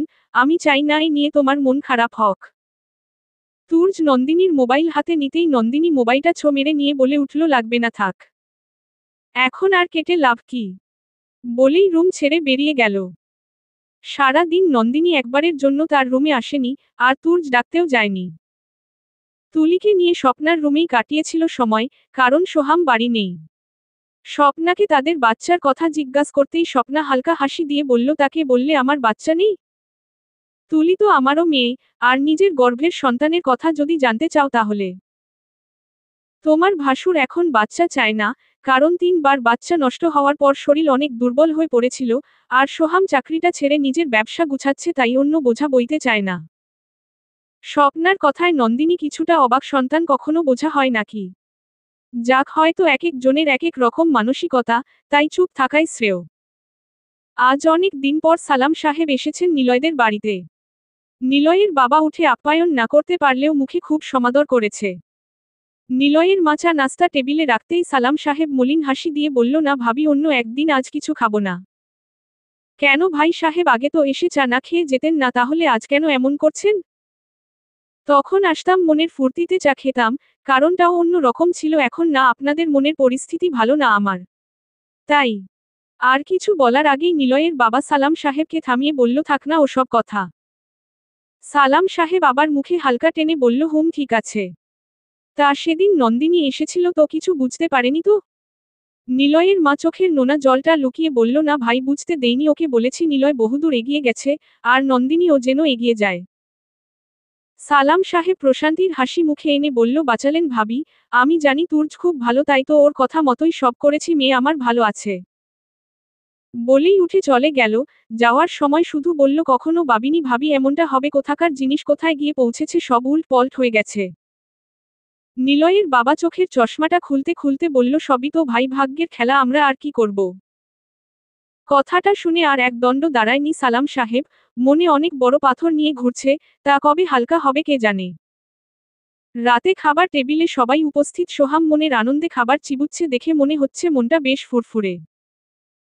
তবে বারবার ফোন আসছে, স্বপ্না তেমন খেয়াল না করলেও নন্দিনী ঠিক খেয়াল করছে, কারণ সে আজ তুর্যের পাশে বসেনি, সোহামের এক পাশের চেয়ারটায় বসেছে, ওর অন্য পাশটায় স্বপ্না। নন্দিনী হালকা নুডলস খেয়েছে, তার খিদে নেই, আর তুর্য ঠেলে ঠুলেও খাওয়াতে পারল না। তুলিকে নিয়ে কাজের মেয়ে হাঁটছে, তুলির ঘুম ঘুম ভাব, তাই একটু কোলে নিয়ে হাঁটলেই ঘুমের রাজ্যে তলিয়ে যাবে। সেই কখন থেকে সোহামের ফোনটা বাজছে আর সে বারবার কল কাট করছে, এক সময় বিরক্ত হয়ে খাবার ছেড়ে উঠে গেল। স্বপ্না জিজ্ঞাসা করাতে বলল, অফিসের দরকারি কল, তুমি খেয়ে নাও, আমি একটু ছাদে আছি। শিলা বেগম খেয়ে চুপচাপ উঠে গেল, আর যেতে যেতে বলল, বড় বৌমা, আজ দুধ দিও না, খেতে ইচ্ছা করছে না। বলেই শয়নকক্ষের দরজাটা বন্ধ করে দিল। অবশ্য কোন ছিটকিনি লাগায় না উনি, একা মানুষের বাস এই রুমে। তাও আবার কিসের এত আবরণ, তাই দরজা যাতে ধাক্কা দিলে খুলে যায়। নন্দিনী রুমে এসে চুপচাপ একপাশে শুয়ে পড়ে। তুর্য আগে থেকেই রুমে উপস্থিত, তুলি ঘুমিয়ে গেছে, বসে বসে তুলির মাথায় হাত বুলাচ্ছে তুর্য। নন্দিনীর কি এক পলক চেয়ে বলল, ঔষধ খেয়ে নাও, আর কাল বিকেলে রেডি থেকো। নন্দিনীর শুধু ওর দিল জি। সকাল সকাল রেডি হয়ে তুর্য বেরিয়ে পড়ল, কারণ সব কাজ শেষ করে জলদি বাড়ি ফিরতে হবে, 3টায় ডক্টরের কাছে যেতে হবে, তাই নন্দিনীও সময় মতো রেডি হয়ে আছে। তুর্য বাড়ি এসেছে খুব ক্লান্ত হয়ে, তাও বেরুতো হবে, তাই নন্দিনীকে 5 মিনিট বলে ওয়াশরুমে চলে গেল, গোসলটা করে তুর্য একটু হালকা ফিল করছে। তারপর তুলিকে চুমু দিয়ে স্বপ্নার কাছে রেখে বেরিয়ে পড়ল। ডাক্তারের কাছ থেকে ব্যান্ডেজটা খুলে নিল, কোন সমস্যা নেই। হালকা ঔষধ লিখে দিয়ে বিদায় দিল। তুর্য আপন মনে গাড়ি চালাচ্ছে, পাশে নন্দিনী বসে আছে অন্যমনস্ক হয়ে। তাই খেয়ালই করেনি গাড়িটা বাড়ির দিকে না ঘুরিয়ে অন্য রাস্তার মোড় নিয়েছে। একটু পর গাড়ি থামালো তুর্য, তবে বেশ অবাক, বাড়ির দিকে যায়নি, তাও কিছু বলল না। নন্দিনী গাড়ি থেকে নামবে তখনই চোখে পড়ল বাহিরে মানুষের চলাচল, রাস্তার পাশে দোকানপাট। হা হয়ে তুর্যের দিকে তাকাতেই তুর্য বাঁকা হাসি দিয়ে বলল, নামো। নন্দিনীও বাধ্য, মেয়ের মন চুপচাপ নেমে গেল, নামতেই খেয়াল করল শপিং মলের সামনে ওরা। তুর্য একা একাই হেঁটে চলছে মলের ভিতরে, নন্দিনীও কোন উপায় না দেখে তুর্যের পিছন পিছন হাঁটছে, তবে হাঁটছে বললেও ভুল হবে, একরকম দৌড়াচ্ছে, কারণ তুর্যের সাথে পা মিলাতে পারছে না নন্দিনী। তাই তুর্য বেশ কিছুটা এগিয়ে গেছে। নন্দিনী শাড়ির কুচি ধরে হাঁটছে আর তুর্যকে অনুসরণ করছে। দুকদম আরও চলতেই নন্দিনীর চোখ আটকে গেল, তুর্যের পাশে একটা মেয়ে দাঁড়িয়ে আছে। এটাকে, আর বেশ হেসে হেসেই কথা বলা হচ্ছে। নন্দিনী এবার শাড়িটা একটু উঁচু করে জোরে জোরে পা ফেলছে। কিছুটা কাছে যাওয়ার পর হালকা শুনতে পেল, স্যার আজকে আপনার পুরো হিরোর মতো লাগছে, জাস্ট ওসাম। নন্দিনী ওদের কাছে গিয়ে গলায় খোকখোকানি দেয়, এতে সেই মেয়ে আর তুর্য দুজনেই নন্দিনীর দিকে ফিরে। তুর্য নন্দিনীর এক হাত ধরে কাছে এনে বলল, শি ইজ মাই ওয়াইফ। মেয়েটার সাথে পরিচয় করিয়ে দিল ঠিক, কিন্তু মেয়েটার পরিচয় জানা হলো না, তাই নন্দিনী আবার তুর্যকে জিজ্ঞাসা করল, উনি কে? তুর্য হালকা হেসে বলল, ও বলেই গেলাম, উনি হলেন সোহাম ভাইয়ার পিএ, মিস এনি। ওহ আচ্ছা, তবে নন্দিনীর তুর্যের পাশে এই এনিটাকে সহ্য হচ্ছে না। খুব সুন্দরী বটে, তাই যে কেউ ফিসলে যাবে। নন্দিনী তুর্যের হাতটা ধরে একটু সরিয়ে দিল ওই এনি নামক ভাইরাসটার থেকে, কাছে এনে বলল, চলুন, কোথায় যাচ্ছিলেন, নাকি মন চাইছে না এখান থেকে সরতে? কিছুটা সন্দেহজনকভাবেই, তবে তুর্য বেশ বুঝতে পারছে, তার খিটখিটে মেজাজি বউটা এবার খেপেছে। তুর্য নন্দিনীকে দেখিয়ে দেখিয়ে আরও একটু কথা বলল, ওয়াও এনি, তোমায়ও বেশ লাগছে আজ। তা চলো না, আমাদের সাথে হালকা কিছু শপিং করার ছিল, তা তুমি এলে তোমার পছন্দে কিছু শার্ট নিব। এনি কিছু বলবে তার আগেই নন্দিনীর ভয়ঙ্কর হাসি আর সাথে একটা বাক্য, চলুন না, আজ আমি আপনার জন্য শেষ কাপড় পছন্দ করে দিই। তুর্য বেচারা ভয় ভয় নিয়ে বলল, শেষ কাপড় মানে? ওমা বুঝলেন না, আজকেই পছন্দ করে দিব, পরে একদিন না হয় এনি আপু পছন্দ করে দিবেন। আর আজ হয়তো উনি কোন কাজে এসেছেন, তা আপনার জন্য উনার কাজের ক্ষতি হতে পারে, তাই উনাকে ডিস্টার্ব করে লাভ নেই। বলেই তুর্যের হাতটা খামচে ধরে টানতে টানতে সেখান থেকে প্রস্থান করল। এনি বেচারি এসেছিল একটু ঘেঁষাঘেঁষি করতে, তাও হলো না, মেয়েটা বড্ড চালাক। আজ তুর্যের পিছু নিলে নিজের কিছু শপিং হয়ে যেত। তাই এনির মুখ মলিন। এনি মুখটা মলিন করেও আবার কি ভেবে একটা শয়তানি হাসি দিয়ে সেখান থেকে চলে এলো। তুর্য হাঁটছে আর নন্দিনীকে দেখছে, একটু গিয়ে তুর্যের হাতটা ছেড়ে নন্দিনী বলল, কি হলো, আপনি না কেনাকাটা করবেন? তাহলে না কিনে শুধু হেঁটেই যাচ্ছেন কেন? নন্দিনীর প্রশ্নে তুর্য একটু দাঁড়িয়ে বলল, ওমা তুমি না বললে আজ তোমার পছন্দের কেনাকাটা হবে, তাই তো আমি তোমার সাথেই চলছি। নন্দিনী তুর্যের হেয়ালি কথা বেশ বুঝতে পারছে, মনে সে কোন শোরুমে না ঢুকলে আজ সারা দিন হাঁটিয়ে মারবে। নন্দিনী একটা দোকানে ঢুকে গেল, তুর্য পিছু পিছু নিল, তুর্যের জন্য বেশ কয়েকটা শার্ট প্যান্ট নিল, স্বপ্না ভাবির জন্য একটা শাড়ি নিল, মায়ের জন্য একটা কাতান শাড়ি নেয়া হলো, তুলি মামনি তো আছেই, খেলনা আরও বহু কিছু। তবে নন্দিনীর মনটা বেজায় খারাপ, করান সবার জন্য সবকিছু নিল, আমাকে একবার জিজ্ঞাসা পর্যন্ত করল না। এটা কেমন মানুষ রে বাবা, আমি কি এলিয়েন নাকি আমায় চোখে পড়ে না? সব কেনা শেষে তুর্য বিল দিয়ে ব্যাগগুলো নিয়ে হাঁটা শুরু করল। নন্দিনীর মনটা তেমন ভালো না থাকলেও তুর্যকে বুঝতে দেয়া চলবে না, তাই হালকা হাসি নিয়ে ওর সঙ্গে তাল মিলিয়ে হাঁটছে। একটা কসমেটিক্সের দোকানের সামনে আসতেই চুড়ির দিকে নজর গেল, আসলে রেশমি চুড়ি নন্দিনীর উইক পয়েন্ট, তাই চোখ বার চুড়ি গুলার দিকে গিয়েই আটকাচ্ছে। মনে মনে বিলাপ করছে নন্দিনী, ইস সাথে তো কোন টাকাই নেই, চাইবো নাকি উনার কাছ থেকে ধার হিসাবে। না না, কি জানি কি ভাবো, থাক, অন্য একদিন এসে নিয়ে যাব। ধীরে ধীরে কচ্ছপের মতো হাঁটছ কেন? বাড়ি যাওয়ার নিয়ত নেই নাকি? তুর্যের আওয়াজে নন্দিনীর ধ্যান ভঙ্গ হল। দুজনেই জোড়া পায়ে পা চালিয়ে গাড়িতে এসে বসল। গাড়ি স্টার্ট দিয়ে সোজা বাড়ি। বাড়ি এসে তুলিকে কোলে করে নিয়ে ব্যাগ থেকে এক এক করে আনা খেলনা ও জামা দিচ্ছে। খেলনা পেয়ে তুলি মহা খুশি, হাতে তালি দিচ্ছে আর খিল খিল করে হাসছে। মায়ের শাড়ি আর স্বপ্না ভাবির শাড়িটা দিয়ে তুর্য রুমে এলো হাতে শপিং ব্যাগ কয়টা নিয়ে। ব্যাগ দুটো রেখে তুলি আর নন্দিনীর দিকে এক নজর তাকিয়ে আবার ওয়াশরুমে ঢুকে গেল। নন্দিনীর নজর এবার ব্যাগের উপর, আরে ওনার জামা তো, আর তুলির জামা আমি সাথে নিয়ে চলে এসেছিলা, তাহলে এগুলো কার? উনি কি মায়ের আর ভাবির শাড়ি দিয়ে আসেনি? নন্দিনী তুলিকে বসিয়ে খেলনা হাতে দিয়ে ব্যাগগুলার কাছে এগিয়ে এলো। নন্দিনী ব্যাগগুলোর কাছে গিয়ে একটা ব্যাগ খুলবে, ঠিক সেই সময় তুর্য ওয়াশরুম থেকে বের হয়ে এলো। নন্দিনী হাত থেকে ব্যাগটা পুনরায় রেখে দিল। তুর্য মুখটা তোয়ালে দিয়ে মুছতে মুছতে বলল, খুলে দেখে সমস্যা কি? নন্দিনী খুবই উৎসুক হয়ে ব্যাগ খুলল। ওমা কি সুন্দর শাড়ি, চোখ আটকে যাওয়ার মতো, কিছু সুতি শাড়ি। একটা বক্স। এটা আবার কি? নন্দিনী কাপড় গুলে রেখে বক্সটা খুলল, খুব সুন্দর বক্স, কাঠের একটা বক্স, মনে হয় এটা কাঠ দিয়ে তৈরি। বক্সটা খুলতে নন্দিনীর চোখ কপালে, কারণ বক্সটিতে রেশমি চুড়িতে ভরা কত রকমের চুড়ি, সব কয়টা শাড়ির রঙের সাথে মিলে যাবে। নন্দিনী মুখে চিতল হাসি দিয়ে তুর্যের দিকে তাকিয়ে বলল, এগুলো কার জন্য? তুর্য তোয়ালেটা বিছানায় রেখে 2 হাত প্যান্টের পকেটে গুজে একটু কাছে এসে বলল, ওমা আর কার হবে এগুলো তো এনি। আর বলা হলো না, নন্দিনী সব ছুঁড়ে ফেলে উঠে গেল। রাগে গিজ গিজ করতে করতে রুম থেকে বের হতে নিল, তুর্য হাতটা ধরে কিছুটা কাছে এনে বলল, আরে আমার পুরো কথা শুনে তো যাবে নাকি? নন্দিনী ঠায় দাঁড়িয়ে রইল। তুর্য নন্দিনীর হাতে বক্সটা দিয়ে বলল, এগুলো তো আর এনির জন্য নয়, আমার বউয়ের জন্য এনেছি। নন্দিনী হাতটা ছাড়িয়ে বলল, তাহলে আপনার বউয়ের জিনিস আমায় দিচ্ছেন কেন? বলেই নন্দিনীর মুখে হাসি চলে এলো, বউ মানে? আমিই তো উনার বউ, তাহলে এগুলো আমার।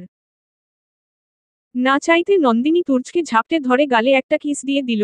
নন্দিনী নিজের হুঁশেই নেই, সে সব খুঁটে খুঁটে দেখছে। চট করে এক মুঠ চুড়ি নিজের হাতে পড়ে নিল আর তা শব্দ করছে দুহাত ঝাঁকিয়ে। তুর্য বেচারা গালে হাত দিয়ে কখন থেকে দাঁড়িয়ে আছে, তা তো নন্দিনী খেয়ালই করেনি। চুড়িগুলো পরে তুলিকে কোলে নিয়ে বের হয়ে গেল। তুর্য গাল থেকে হাতটা সরিয়ে হাসি দিতে গিয়েও থেমে গেল সাইমার ছবিটা চোখে পড়তেই। না না, আমি সাইমাকে ঠকাচ্ছি না তো? না না, ওর অধিকার আর কারো নয়, আমার সাইমাই সবও নেই, তাতে কি ওর স্মৃত্যই তো আছে। বীর বীর করে রুম ছেড়ে বের হয়ে গেল। রাতে খেতে বসেছে সবাই, শুধু শিলা বেগম ছাড়া। উনি উনার বোনের বাড়িতে গেছে, উনার বোনের শরীরটা খারাপ তাই। সোহাম আর স্বপ্না তুর্যার নন্দিনীর দিকে তাকাচ্ছে আর হাসছে। সোহাম তো গান ধরেছে, এক চুম্মা তো বান্তা হে। স্বপ্নাও কম নয়, সেও গান শুরু করলো, এক খান চুম্মাতে কারেন্ট লাগাইলি 2 খান চুম্মাতে। বলেই সোহাম আর স্বপ্না অট্রহাসিরে মেতে উঠেছে। নন্দিনী খাবার চিবুচ্ছে আর ওদের গান শুনছে। কিছুই মাথায় ঢুকছে না, ওর কি গান এমন গাও, কেউ ছোট ভাই আর তার বউ এর সামনে গায় নাকি? তবে তুর্যের গলা দিয়ে খাবার নামছে না, কারণ সে বেশ বুঝতে পারছে তখন নন্দিনী চুমু দেওয়ার সময় তারা দেখেছে, তাই এমন গান ধরেছে। নন্দিনী খাওয়া শেষ করে স্বপ্নার ও কাজের মেয়ের সাথে হালকা কাজ করল। টেবিল পরিষ্কার, প্লেট পরিষ্কার। তুর্য এখনও টেবিলে বসা, কারণ সোহাম তুর্যের হাত ধরে মুচকি হাসি দিয়ে বসে আছে। কিছুই বলছে না সোহাম, শুধু তুর্যের দিকে চেয়ে হাসছে আর ভ্রু নাচাচ্ছে। তুর্য বিরক্ত হয়ে বলল, কি ভাইয়া কিছু বলবে? বললে বলো, আমার ঘুম পাচ্ছে। সোহাম তুর্যের হাত ছেড়ে দিয়ে গালে হাত দিয়ে বসেছে, আর চোখে ইশারা দিয়ে নন্দিনীকে দেখিয়ে মুখে চুম্মার ভঙ্গি করছে।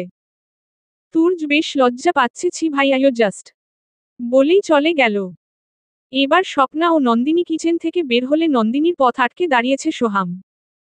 নন্দিনীর দিকে তাকিয়ে মুখে কি অগিং ভগিং করছে তা নন্দিনী কিছুই বুঝতে পারছে না।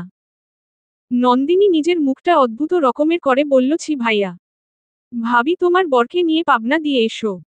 বলেই সোহামকে ধাক্কা দিয়ে সরিয়ে রুমে চলে গেল। স্বপ্না ও সোহাম আবার হাসিতে মেতে উঠেছে। তুলিকে নিয়ে খেলা করছে তুর্য। তাই নন্দিনী রুমে ঢুকে হাত থেকে চুড়িগুলো খুলে নিল, কাচের চুড়ি ভেঙে যেতে পারে। খাটে গিয়ে শুয়ে পড়ল। নন্দিনী আবার শোয়া থেকে উঠে বলল, আচ্ছা এই চুড়ি শাড়ি কখন নিলেন, আমি তো দেখিনি। তুর্য তুলির সাথে খেলতে খেলতে জবাব দিল, আগেই কেনা ছিল, এগুলো ছবি দেখেই দোকানে অর্ডার করে দিয়েছিলাম। আর এই রেশমি চুড়িগুলোও। নন্দিনী মুখে হালকা হাসি টেনে আবার প্রশ্ন করল, আচ্ছা ভাই আর ভাবির কি মাথায় সমস্যা আছে নাকি? ওরা এমন গান গাইছিল কেন? কথাটা নন্দিনী বলার সাথে সাথে তুর্য খালি মুখেই বিষম খেল। কোন মতে নিজেকে থামিয়ে বাঁকা করে নন্দিনীর দিকে তাকাতেই নন্দিনী বালিশে মুখ লুকিয়ে নিল। কারণ তখন তো আমিই উনাকে। ছি ছি, তাই ওরা এমন করছিল। আর তুর্যের দিকে একবারও তাকায়নি। লজ্জা করছে ওনার চোখের দিকে তাকাতে, ভীষণ লজ্জা। রোজ সকালে তুর্যের করতে যায়, তবে রোজ তেমন কাজ না থাকলেও বাড়িতে বেশি থাকে না, কারণ বাড়িতে থাকলেই নন্দিনীর দিকে চোখ আটকে থাকে, যা নন্দিনী বুঝতে পারলে ভয়ঙ্কর কাণ্ড হতে পারে। তাই দূরে দূরেই থাকা ভালো। 4 মাস কেটে গেছে তুর্যের ও নন্দিনীর বিয়ের। তুলির মুখে বেশ কিছু কথা ফুটেছে, সারা দিন সারা বাড়ি টিটি করে ঘুরে বেড়ায়।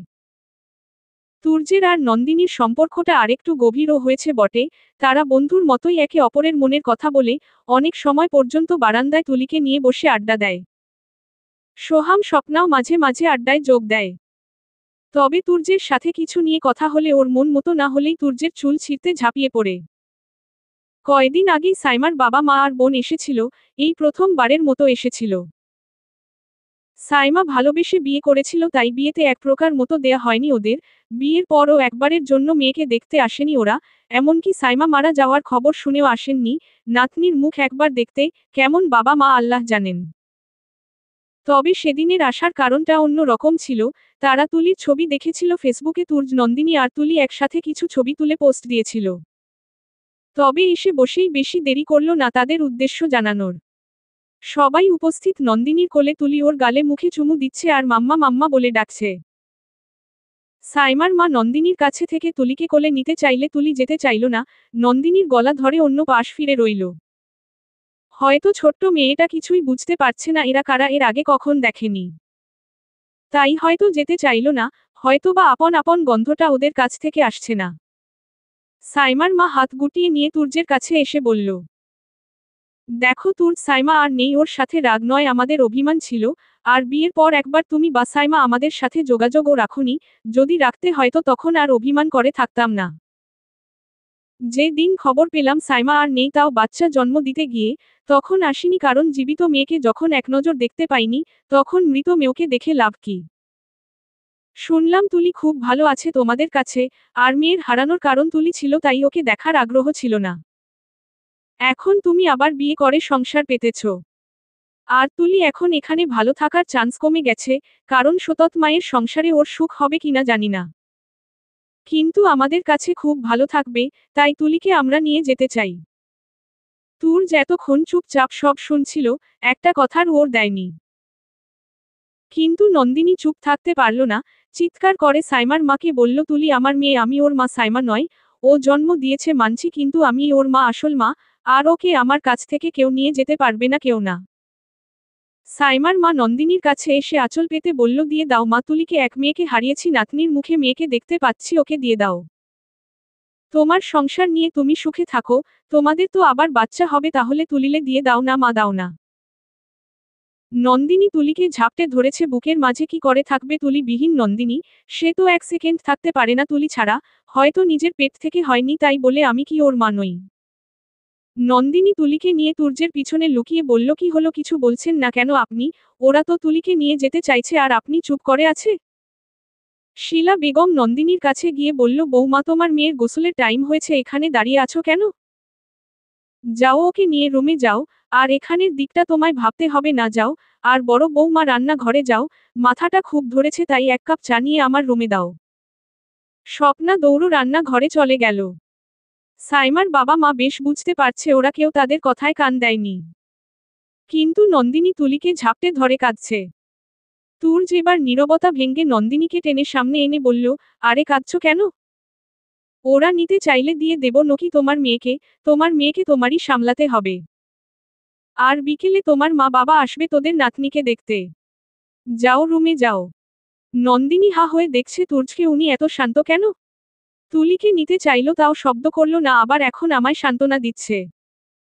তুর্য নন্দিনীর চোখের পানি মুছে দিয়ে বলল, কি হলো, যাও ভিতরে। নন্দিনী তুলিকে নিয়ে দৌড়ে রুমে ঢুকে দরজা লক করে নিল। তুর্য এবার সাইমার মাকে ধরে সোফায় বসিয়ে দিল। সাইমার বাবা আর মায়ের হাত ধরে বলল, দেখুন, আপনাদের মেয়েকে হারিয়েছেন মানলাম আমি, ও তো আমার প্রাণপ্রিয়সীকেও হারিয়েছি, ওর একটা শেষ চিহ্নকে আগলে ধরে বেঁচে আছি। আপনাদের অভিমান এতই গভীর ছিল এতটা বছরে, আজ মনে হলো? একবার জানতে চেয়েছেন এইটুক দুধের বাচ্চা কিভাবে বেঁচে আছে? সাইমার বোন এসবের আগা গুড়ায় নেই, সে বসে মোবাইল নিয়েই ব্যস্ত। তুর্য এবার দাঁড়িয়ে পড়ল, আর বলল, দেখুন তুলি, নন্দিনীকে পেয়ে ওর মায়ের অভাব দূর হয়েছে। একটা বাচ্চা মেয়ে একটা বছর মা হারা ছিল, আর ওকে নিয়ে মা হারা করবেন না প্লিজ। আর আপনাদের উপর আমাদের কারো রাগ বা ক্ষোভ নেই, তাই যখন খুশি ওকে এসে দেখে যাবেন। আর কখনো বলনেন না আপনারা ওরকে, সাইমাকে। আমি চাই তুলি নন্দিনীর পরিচয় বড় হোক, নয়তো মেয়ে বড় হয়ে মানসিক যন্ত্রণায় ভুগবে। প্লিজ একটা অনুরোধ আপনাদের কাছে।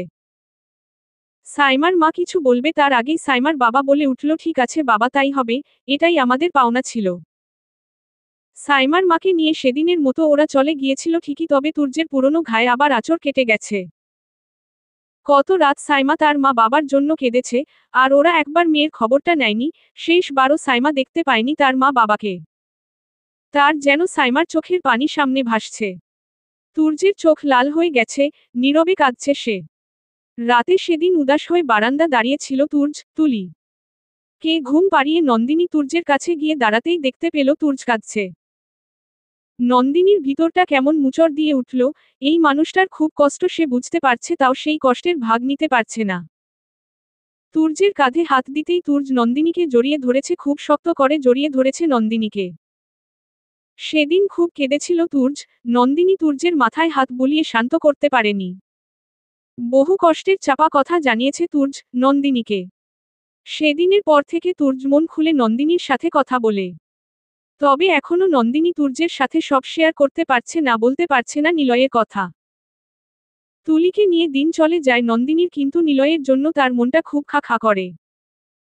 আজকাল খুব রাত করে বাড়ি ফিরে তুর্য, আসলে কোথায় থাকে কে জানে। নন্দিনীও জানতে চায়নি, কারণ ওনার লাইফ ওনার ইচ্ছায় চলুক না। আজও নন্দিনী বসে আছে তুর্যের অপেক্ষায়, তুলিকে ঘুম পাড়িয়েছে সেই কখন। ঘুমানোর আগে শুধু বাবাইয়ের কাছে যেতে চেয়েছিল। বসে থাকতে থাকতে নন্দিনীর চোখ লেগে গেল। এত রাতে কে কলিং বেল টিপছে, তাও এত করে। স্বপ্না আর সোহামের ঘুম ভেঙে গেল। সোহাম দরজা খুলতেই তুর্য সোহামের উপর ঢলে পড়ে। সোহাম তুর্যকে দাঁড় করিয়ে দিতেই আবার টলমলে যাচ্ছে, ঠিক মতো দাঁড়াতেও পারছে না তুর্য। সোহাম নিজের নাকটা চেপে ধরে বলল, কিরে তুই নেশা করে এসেছিস? তুর্য নিজেকে স্থির রাখার বৃথা চেষ্টা করেই যাচ্ছে। চোখ নিভো নিভো হয়ে যাচ্ছে, নিজের বড় ভাই ও ভাবির সামনে খুব ছোট লাগছে। তুর্য হেসে বলল, না ভাইয়া, ওই একটু আর কি, আজ একটা কেস জিতেছিলাম তো সেই জন্য আজ পার্টি ছিল, তাই লেট হলো আর কি। সে টলমলিয়েই যাচ্ছে, সোহাম তুর্যকে ধরে তার রুমে নিয়ে গেল। দরজা খোলার শব্দে নন্দিনীর বন্ধ চোখ খুলে এসেছে, চট করে উঠে দাঁড়িয়ে তুর্যের দিকে তাকাতেই ওকে মাতাল অবস্থায় দেখে হা হয়ে আছে। তুর্যের কাছে গিয়ে বলল, আপনি নেশাও করেন নাকি? তুর্য সোহামের উপর হেলানি ছেড়ে দাঁড়িয়ে বলল, কই না তো, একদম না, আমি কোথায় নেশা করলাম, নেশা তো তোমায় দেখলে হয়। সোহাম একটু লজ্জা পেল, এই পাগলটা আমার সামনেই না আবার রোমান্স শুরু করে দেয়। নন্দিনীর চোখ বন্ধ হয়ে এলো তুর্যের কথায়, ভাইয়া ভাবির সামনে কি সব বলছে উনি। স্বপ্না পিছন থেকে এসে বলল, নন্দিনী তুর্যকে নিয়ে শুইয়ে দাও, নয়তো মা জেগে গেলে আর রক্ষা নেই। স্বপ্না আবার রুমের ভিতরে ঢুকে ঘুমন্ত তুলিকে কোলে নিয়ে নেয়, তুর্যকে খাটে বসিয়ে দিল সোহাম। নন্দিনী তুলিকে স্বপ্নার কাছে দেখেই বলল, আরে ভাবি, ও তো ঘুমিয়েই আছে, তা কোলে নিলেন কেন? স্বপ্না হাসি দিয়ে বলল, আগে বাচ্চার বাপ সামলাও, পড়ে না হয় বাচ্চা। স্বপ্নার কথায় নন্দিনী হা হয়ে আছে, কি বলল ভাবি এটা? নন্দিনী আর কিছু বলবে তার আগেই সোহাম আর স্বপ্নার রুম থেকে তুলিকে নিয়ে উধাও। নন্দিনী আর কিছু না ভেবে তুর্যের কাছে এসে দেখে নেশায় পুরো গ্রাস হয়ে আছে। তাই চট করে রুম থেকে বেরিয়ে রান্না ঘর থেকে লেবুর শরবত বানিয়ে এনেছে। তুর্যকে শোয়া থেকে উঠিয়ে শরবতটুকু জোর করে গলার নিচে নামিয়েছে। তারপরও আবল তালো বকছে, যেও না প্লিজ, আমায় ছেড়ে যেও না, একবার যা হারিয়েছি তা দ্বিতীয়বার হারাতে চাই না, বলেই আবার নন্দিনীর কোলে ঢলে পড়ে। নন্দিনী তুর্যের কথা আগা গুড়া কিছুই বুঝতে পারছে না, হয়তো নেশায় বকছে। তাই তুর্যকে উঠিয়ে ধরে ওয়াশরুমে নিয়ে গেল, তুর্য ঢলতে ঢলতে এগিয়েছে। ওয়াশরুমে নিয়ে শাওয়ারের নিচে দাঁড় করিয়ে দেয়, হয়তো মাথায় পানি পড়লে একটু নেশা কাটতে পারে। শাওয়ারের নিচে তুর্যকে ধরে রাখতে গিয়ে নন্দিনী নিজেও ভিজে গেছে। তুর্যকে একটা হাফ হাতার গেঞ্জি আর একটা প্যান্ট হাতে দিয়ে বলল, পরে নিন। নন্দিনী বাহিরে বের হয়ে আরেকটা সুতি শাড়ি নিয়ে নিল, তুর্য কোন মতো কাপড়টুক পরে বের হয়ে এলো। একটু নেশাটা কেটেছে, নন্দিনীও আবার ওয়াশরুমে ঢুকতে গেলেই তুর্য হাত দিয়ে দরজা আটকে ধরে। আরে কি হলো, সরুন, আমি ভিজে গেছি, শাড়িটা পাল্টে আসি। তুর্য নন্দিনীর কাছে খুব কাছে এগিয়ে এসেছে, নন্দিনীর কানের কাছে গিয়ে ধীর কণ্ঠে বলল, পাল্টাতে হবে না, আমিই হেল্প করছি। নন্দিনীর কিছু বলার সেই সুযোগটা হয়নি, তার আগেই তুর্য আঁচলটা টান দিয়ে শাড়িটা শরীর থেকে আলাদা করে দিয়েছে নন্দিনীর। নন্দিনী নিজেকে দুহাতে ঢেকে নিয়েছে, তবে এটাকে ঢাকা বলা চলে না, চেষ্টা করছে বলা যায় আর কি। নন্দিনী লজ্জায় শেষ, সাথে ভীষণ রেগে আছে, এসব কি করছে উনি। নন্দিনী তুর্যকে ধাক্কা দিয়ে সরিয়ে নিজের থেকে দূরে দিতে গিয়েও পারল না, তুর্য ওর দুই হাত পিছনের দিকে নিয়ে চেপে ধরেছে। নন্দিনী কিছু করার শক্তি নেই, মুখ দিয়ে শুধু বলল, প্লিজ ছাড়ুন, লাগছে। আর কি পাগলামো শুরু করেছেন? তবে মনে হয় না নন্দিনীর কথা ওর কানে গিয়ে পৌঁছেছে। তুর্য আরও নেশামগ্ন নন্দিনীর ঠোঁটের কাছে গিয়ে ওই ঠোঁটে ডুব দিয়েছে। সকাল 7টা। নন্দিনী এলোমেলো হয়ে নিচে বসে আছে, চোখে নোনা জল শুকিয়ে গেছে, তবে তার দাগটা এখনো রয়েছে। কাল রাতে তুর্যকে নিজের কাছ থেকে সরানোর বহু চেষ্টাই করেছে সে। পুরুষদের সাথে জোরে কোন কালেই মেয়েরা জিততে পারেনি, তবে আজ কি করে নন্দিনীর জয় হবে? তুর্য অনেকক্ষণ ঠোঁটের নেশায় মগ্ন থেকে উঠেই নন্দিনীকে কোলে তুলে বিছানায় নামিয়ে ওর উপর শুয়ে পড়ল। নন্দিনীর কোন আকুতি কিছুই শুনেনি। তুর্যকে ছাড়াতে ওর পিছে বহু আঁচড় কেটেছে, তবুও তুর্যের হুঁশ হয়নি। সারা রাত নন্দিনীর নেশায় কেটেছে তুর্যের। একেই তো মাতাল অবস্থা ছিল, দ্বিতীয় নন্দিনীকে কাছে আটকে রাখার একটা টেকনিকও ছিল বটে। তা তো নন্দিনীর জানা নয়। নন্দিনী নিজের মনকে শান্ত করছে, উনি তো স্বামী হয়, তাহলে উনার দিক থেকে ঠিকই তো আছে, আমিই তো বিয়েতে মতো দিয়েছিলাম। উনার ভালোমানুষই তো এতটা দিন দেখলাম, এবার না হয় খারাপ লোকটাই দেখব। নন্দিনী নিজের চোখের পানি মুছে নিয়ে নিজেকে শক্ত করে নিল। হ্যাঁ, নিলয় তো কখনো আমায় চায়নি, সে এতটাই স্বার্থপর, আমার ভালোবাসাটাও চোখে আটকায়নি। এটাই নিয়তি, আমাকে উনার সাথেই হয়তো এভাবেই দিন কাটাতে হবে। বাপের বাড়ি পড়ে থেকে বদনাম হওয়ার চেয়ে এখানে উনার নামের সাথেই জড়িয়ে থাকি, তবে চেষ্টা করব সব মেনে নেয়ার। যখন হাঁপিয়ে যাব তখন তো ছাদটা আছেই নিচে ঝাঁপিয়ে পড়ার জন্য। নিজেকে স্থির করে উঠে নিজের শাড়িটা হাতে নিয়ে শরীরে কোন মতো জড়িয়ে নিয়ে ওয়াশরুমে ঢুকে গেল। অনেকক্ষণ শাওয়ার নিয়ে বের হয়েছে, চোখে মুখে অনেক পানির ছিটা দিয়েছে যাতে চোখের লালচে ভাব কিছুটা দূর হয়। কারণ সারা রাত ঘুমোতে পারেনি তুর্যের কারণে, তাও আবার কান্নায় আরো লাল করে ফেলেছে চোখ জোড়া। তুর্যের ঘুম এখনো ভাঙ্গেনি, নেশার রেশ এখনো হয়তো রয়ে গেছে, আর ক্লান্ত শরীরও বটে। নন্দিনী ওয়াশরুম থেকে বের হয়ে এসেছে। এসে তুর্যের দিকে একবার তাকিয়ে দেখে নিল, কি সুন্দর বুকের উপর ভর দিয়ে শুয়ে আছে, সারা রাত অন্যের ঘুম নষ্ট করে এখন প্রশান্তির ঘুম ঘুমাচ্ছে। নন্দিনী আবার নিজেকে এক নজর আয়নায় দেখে নিল, ফুলা ঠোঁটে হালকা লিপস্টিক লাগিয়ে নিল।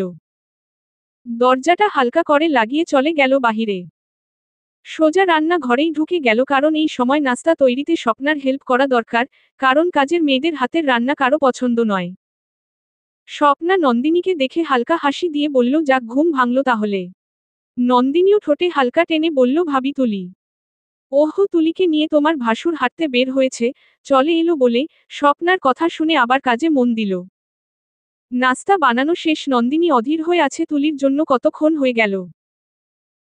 কিছুক্ষণ পর সোহাম তুলিকে নিয়ে হাজির। তুলি নন্দিনীকে দেখে মাম্মা মাম্মা করে পাগল হয়ে নন্দিনীর কোলে ঝাঁপিয়ে পড়েছে। নন্দিনীও তুলিকে বেশ আদর করছে। শীলা বেগম চশমাটা মুছতে মুছতে তার রুম থেকে বের হয়েছে, নাস্তার টেবিলে একে একে নাস্তা এনে রেডি করেছে। সবাই টেবিলে বসেছে, তুর্য নেই দেখে শীলা বেগম নন্দিনীকে উদ্দেশ্য করে বলল, আরে ছোট বৌমা, তুর্য কোথায়? নন্দিনী মা মানে ওই। কিছু বলবে তার আগেই সোহাম বলে উঠল, মা, কাল রাতে তুর্য খুব রাতে বাড়ি ফিরেছিল, ওর কোন ক্লায়েন্টের পার্টি ছিল তো তাই। শীলা বেগম ওহ বলে নাস্তা খেতে লাগল। সবার নাস্তা শেষে চলে গেল। নন্দিনীর মন চাইছে না রুমে যেতে, কারণ তুর্যকে দেখার ইচ্ছাটা নেই। তাই তুলিকে কোলে করে ছাদে চলে গেল। প্রায় অনেক বেলা হলো। এদিকে তুর্যের ঘুম ভাঙল, চোখ কচলাতে কচলাতে আবার মাথায় দুই হাত চেপে ধরল। ইস, মাথাটা কি ঝিম ঝিম করছে। নিজেকে চাদর থেকে সরিয়ে নিতেই বিছানায় নজর গেল। বিছানায় কিছু একটা দেখে তুর্যের কালকে রাতের কথা মনে হলো। তুর্য নিজের কাছেই নিজেকে ছোট লাগছে। নন্দিনী কি ভাববে, ছি ছি। এবার রাগে না জানি আমার গলায় ছুরিটা চালিয়ে দেয়। তুর্য আর কিছু না ভেবে সোজা ফ্রেশ হতে চলে গেল।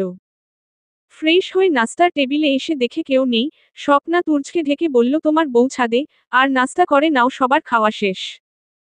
তুর্য মনে মনে বিড় করছে, তোফান ছাদে না বাবা, না, ছাদে যাব না, যদি ধরে ছাদ থেকে ধাক্কা মেরে দেয়। খুব খিদে পেয়েছে, আগে খেয়ে শক্তি করে নেই, আজ চুল ছাড়া যে কি কি ছিড়বে কে জানে। নাস্তা সেরে তুর্য ছাদের দিকে পা বাড়ায়। ছাদে গিয়ে তুর্যের চোখ নন্দিনীর দিকে আটকে গেল। দোলনায় না বসে নিচে এভাবে তুলিকে নিয়ে বসে আছে কেন? তুর্য নন্দিনীর কাছে গিয়ে দাঁড়ালো, কিন্তু অবাক কাণ্ড, নন্দিনী একবারও তুর্যের দিকে তাকায়নি, সে চুপ করে বসে আছে। তুর্য নন্দিনীকে ডাক দিয়ে বলল, সরি নন্দিনী, আসলে কাল। আর কিছু বলবে তার আগেই নন্দিনী উঠে বলল, সরি কিসের, আপনার অধিকার আছে আর তাই আদায় করেছেন, আর বিয়ে তো হয়তো এর জন্যই করা হয়, নিজের প্রাপ্তির জন্য, তাই নয় কি? তুর্য বুঝতে পারছে নন্দিনী ভীষণ রেগে গেছে, তাই এমন কথা বলছে। তুর্য নন্দিনীর কাঁধে হাত দিতেই নন্দিনী রেগে আগুন হয়ে হাতটা এক ঝটকায় সরিয়ে বলল, এখন আবার চাই বুঝি? তুর্য কি বলবে বুঝতে পারছে না, শুধু বোকার মতো চেয়ে রয়েছে ওর মুখটার দিকে। নন্দিনী বসা থেকে উঠে তুর্যের হাত টান দিয়ে বলে উঠল, চলুন তাহলে বিছানায়। আপনার হক বলে কথা, তাই যখন যা ইচ্ছা তাই করতে পারবেন, চলুন। তুর্য নন্দিনীকে কিছু বলবে তার সুযোগও নেই। নন্দিনীর কাছ থেকে তুলিকে কোলে নিয়ে নিল তুর্য। তুলি চুপ হয়ে রয়েছে, কি হচ্ছে তা এক একবার এক একজনের মুখের দিকে তাকাচ্ছে। নন্দিনী আবার তুর্যের হাত ধরে টানতে টানতে নিচে নিয়ে এলো, আনার পর তুলিকে কোল থেকে নিয়ে স্বপ্নার কোলে দিল। স্বপ্না কিছুই বুঝতে পারছে না নন্দিনী কাঁদছে কেন, আর কি হয়েছে তুলিকে দিয়ে দিল। তুর্যকেই বা কেন গাধার মতো টেনে আনলো। তুলিকে দিয়েই আবার তুর্যের হাত ধরে রুমের দিকে ছুটছে। তুর্য বেচারা কিছু বুঝতেও পারছে না আর বলতেও পারছে না। রুমে এনে দরজাটা লক করে নিজের শাড়ির আঁচলটা বুক থেকে সরিয়ে বলল, নিন, এটাই তো চাই। তাহলে দেরি করছেন কেন? তুর্যের এবার রাগ বেসামাল হয়ে গেল, কষিয়ে এক চড় বসিয়ে দিল নন্দিনীর গালে। চড়টা বেশ জোরে লাগায় ছিটকে বিছানায় পড়ে গেল। তুর্য কাছে এসে নন্দিনীর হাত চেপে ধরে বলল, কাল রাতে তো আমি হুঁসে ছিলাম না, তাই একটু ভুল হয়েছে, আর আজ ক্ষমাও চাইলাম। আর তুমি হুঁসে থেকে এভাবে আমায় অপমান করছো। আমি যদি তোমার শরীরটাই চাইতাম তাহলে তো এতদিন চুপচাপ বসে থাকতাম না, কবেই অধিকার কেড়ে নিতাম। কিন্তু কালকের জন্য আমি খুবই দুঃখিত, কারণ কাল আমার হুঁশ ছিলে না। তারপরও তুমি ছি ছি নন্দিনী ছি। আর যদি তুমি এটাই ভাবো আমি এমন আর তুমি এটাই এখন চাইছো, তাহলে তাই হোক। নন্দিনী তুর্যের দিকে তাকিয়ে শুধু একটা কথাই বলল, হ্যাঁ শরীরই তো চান, না হলে আমার ইচ্ছার বিরুদ্ধে এসব করতে পারতেন না। তুর্য বারবার ক্ষমা চাইল, সে হুঁসে ছিলে না বুঝাতে চাইল, তাও বুঝল না নন্দিনী। তবে তুর্য ছেড়ে দেওয়ার পায় নয়, সব সময় ওর ইচ্ছা চলবে না। তাই নন্দিনীর উপর নিজের ভোরটা ছেড়ে দিয়ে বলল, হ্যাঁ তুই যখন তাই ভাবিস তাহলে তাই, শরীরটাই চাই, আর এখনো চাই, রোজ চাই। বলেই নিজের ঠোঁট নন্দিনীর ঠোঁটে মাখিয়ে নিল। নন্দিনীর চোখ বেয়ে পড়া পানিতে তুর্যের গাল ভিজে আসছে, তবুও সে রাগে ঠোঁট কামড়ে ধরে আছে। প্রায় 2 ঘন্টা পর তুর্য নন্দিনীকে ছেড়ে দিল, নিজের ঘামা শরীরটা নিয়ে সোজা ওয়ারুমে ঢুকে গেল। নন্দিনী এখনো বিছানায় শুয়ে কাঁদছে। তুর্য কাল রাতে নেশার মধ্যেও এমন পশুর মতো আচরণ করেনি, কিন্তু এখন সে পশুর চেয়ে হিংস্রভাবেই নন্দিনীর কাছে এসেছে। নন্দিনীর শরীরে বহু দাগ কেটেছে তুর্য। ব্যথায় জর্জরিত নন্দিনী বিছানা ছেড়ে উঠা বড় দায় হয়ে পড়েছে। তুর্য ফ্রেশ হয়ে বেরিয়ে নন্দিনীর কাছে গিয়ে বলল, কালকের জন্য সরি বলেছিলাম, মানলে না, এখনের জন্য আর বলবো না, তুমি ঠিক বলেছ, এটা আমার অধিকারই, তাই নো সরি। বলেই তুর্য রুম ছেড়ে বেরিয়ে গেল। নন্দিনীর শরীর ব্যথায় উঠতে পারছে না, প্রায় সে শুয়েই আছে। এদিকে তুলি খুব কান্না করছে মাম্মামের কাছে যাবে বলে। শিলা বেগম আর স্বপ্না সামলাতে পারছে না, তুর্যটা এই সময় কোথায় গেল। শিলা বেগমের প্রশ্নের কোন উপর স্বপ্নার কাছে নেই। আর নন্দিনী বা কোথায়? এই বেলায় শুয়ে আছে কেন? শরীর খারাপ নাকি? শিলা বেগম নন্দিনীর রুমে পা বাড়াতেই স্বপ্না পথ আটকে বলল, মা আমি দেখছি, আপনি আরাম করুন। শিলা বেগম আর অমত করল না। সোহামের কাছে তুলিকে দিয়ে স্বপ্না নন্দিনীর রুমে গেল। গিয়ে স্বপ্নার শরীর শিউরে উঠল, এ কি নন্দিনী, তোমার এই অবস্থা কেন? দৌড়ে নন্দিনীর কাছে এসে ওকে ধরে বসিয়ে দিলে। স্বপ্না খুঁটে খুঁটে সব দেখল এক নজর, তারপর নন্দিনীর মাথায় হাত বুলিয়ে দিয়ে বলল, চলো ফ্রেশ হয়ে নাও। স্বপ্না নন্দিনীকে ধরে ওয়াশরুমে নিয়ে গেল। একটা শাড়ি এনে নন্দিনীর হাতে ধরিয়ে বলল, যাও, আমি বাইরে আছি। নন্দিনী কোন মতো ফ্রেশ হয়ে বাইরে এলে। স্বপ্না নন্দিনীকে আবার শুয়ে থাকতে বলল, তুমি শুয়ে পড়ো। নন্দিনী হাঁটতেও পারছে না, ধরে নিয়ে শুইয়ে দিল স্বপ্না। মাথার কাছে অনেকক্ষণ বসে থেকে নন্দিনীকে মিষ্টি হাসি দিয়ে বলল, শুনো বোন, পুরুষ যত দিন বিড়ালের মতো আছে তাকে সেভাবেই থাকতে দাও, আর যদি এর চেয়েও বেশি চাপো ইঁদুর হওয়ার জন্য, তখন কিন্তু উল্টা সিংহ হয়ে উঠবে। তুর্য কেন এমন করলো আমি তা জানি না, তবে এখন থেকে সামলাও, নয়তো দিন আরো ভয়ঙ্কর হয়ে উঠবে। নন্দিনী স্বপ্নার কথায় কিছুটা হেসে বলল, ভয় কিসের ভয় ভাবি, কোন ভয়, আর নেই, যে ভয় ছিল তার শেষ, তাই ভয় নেই। স্বপ্না কিছুটা অবাক নন্দিনীর কথায়। নন্দিনী এমন কেন বলল, সে কি তুর্যকে স্বামী বলে মানে না, তাই তুর্যটা এমন করলো না তো? সন্ধ্যা হয়ে গেছে, তুর্য বাড়ি ফিরেনি। আর এদিকে নন্দিনীর শরীর ব্যথা, বিশেষ করে পেট চেপেই বসেছিল সারা দিন রুমে। স্বপ্না 2 বার এসেছিল, খুব জ্বর এসেছে দেখতে পেল নন্দিনী, তাই আর শিলা বেগমকে না জানিয়ে পারল না। শিলা বেগম খুব চিন্তায় পড়ে গিয়েছিল, তাই ডাক্তার ডাকতে গেলে স্বপ্না বাধা দিয়ে বলল, মা যদি মহিলা ডাক্তার খবর দিতেন ভালো হয় আর কি। শিলা বেগম আর দ্বিতীয় প্রশ্ন করেননি, কারণ মেয়ে মানুষ কত সমস্যায় থাকতে পারে, হয়তো আমি শাশুড়ি বলে আমায় বলা হয়নি, তবে স্বপ্না জানে। ডাক্তার এসে ঔষধ দিয়ে গেছে, তবে নন্দিনীর অবস্থা দেখে বলেছিল, আপনি অ্যাডভোকেট তুর্যের বউ না। নন্দিনী ব্যথায় জর্জরিত, তাই ওর দেয়া সম্ভব হয়নি, তবে স্বপ্না হ্যাঁ বলে সম্মতি দিয়েছিল। গাইনি ডক্টর ফারহানা একটু অবাক, এমন শিক্ষিত, এমন সোজা মানুষটার এমন রূপও আছে। শিলা বেগম চিন্তা করছে ছেলেকে নিয়ে, এদিকে নন্দিনীর অবস্থা ভালো না। তুর্যটা কোথায়, ফোনটাও বন্ধ। রাতে নন্দিনীর রুমেই স্বপ্না খাবার নিয়ে গিয়েছিল। নন্দিনীকে কিছুই খাওয়াতে পারেনি স্বপ্না, তাই ওর জন্য স্যুপ রান্না করে আনলে একটু খাইয়ে ঔষধ খাইয়ে দিয়েছে। নন্দিনীর শরীর খারাপের মাঝেও তুলিকে ভুলেনি। স্বপ্নার কাছে বারবার জানতে চাইছে তুলি কোথায়। স্বপ্না রুম থেকে বেরিয়ে একটু পর তুলিকে নিয়ে রুমে আসে।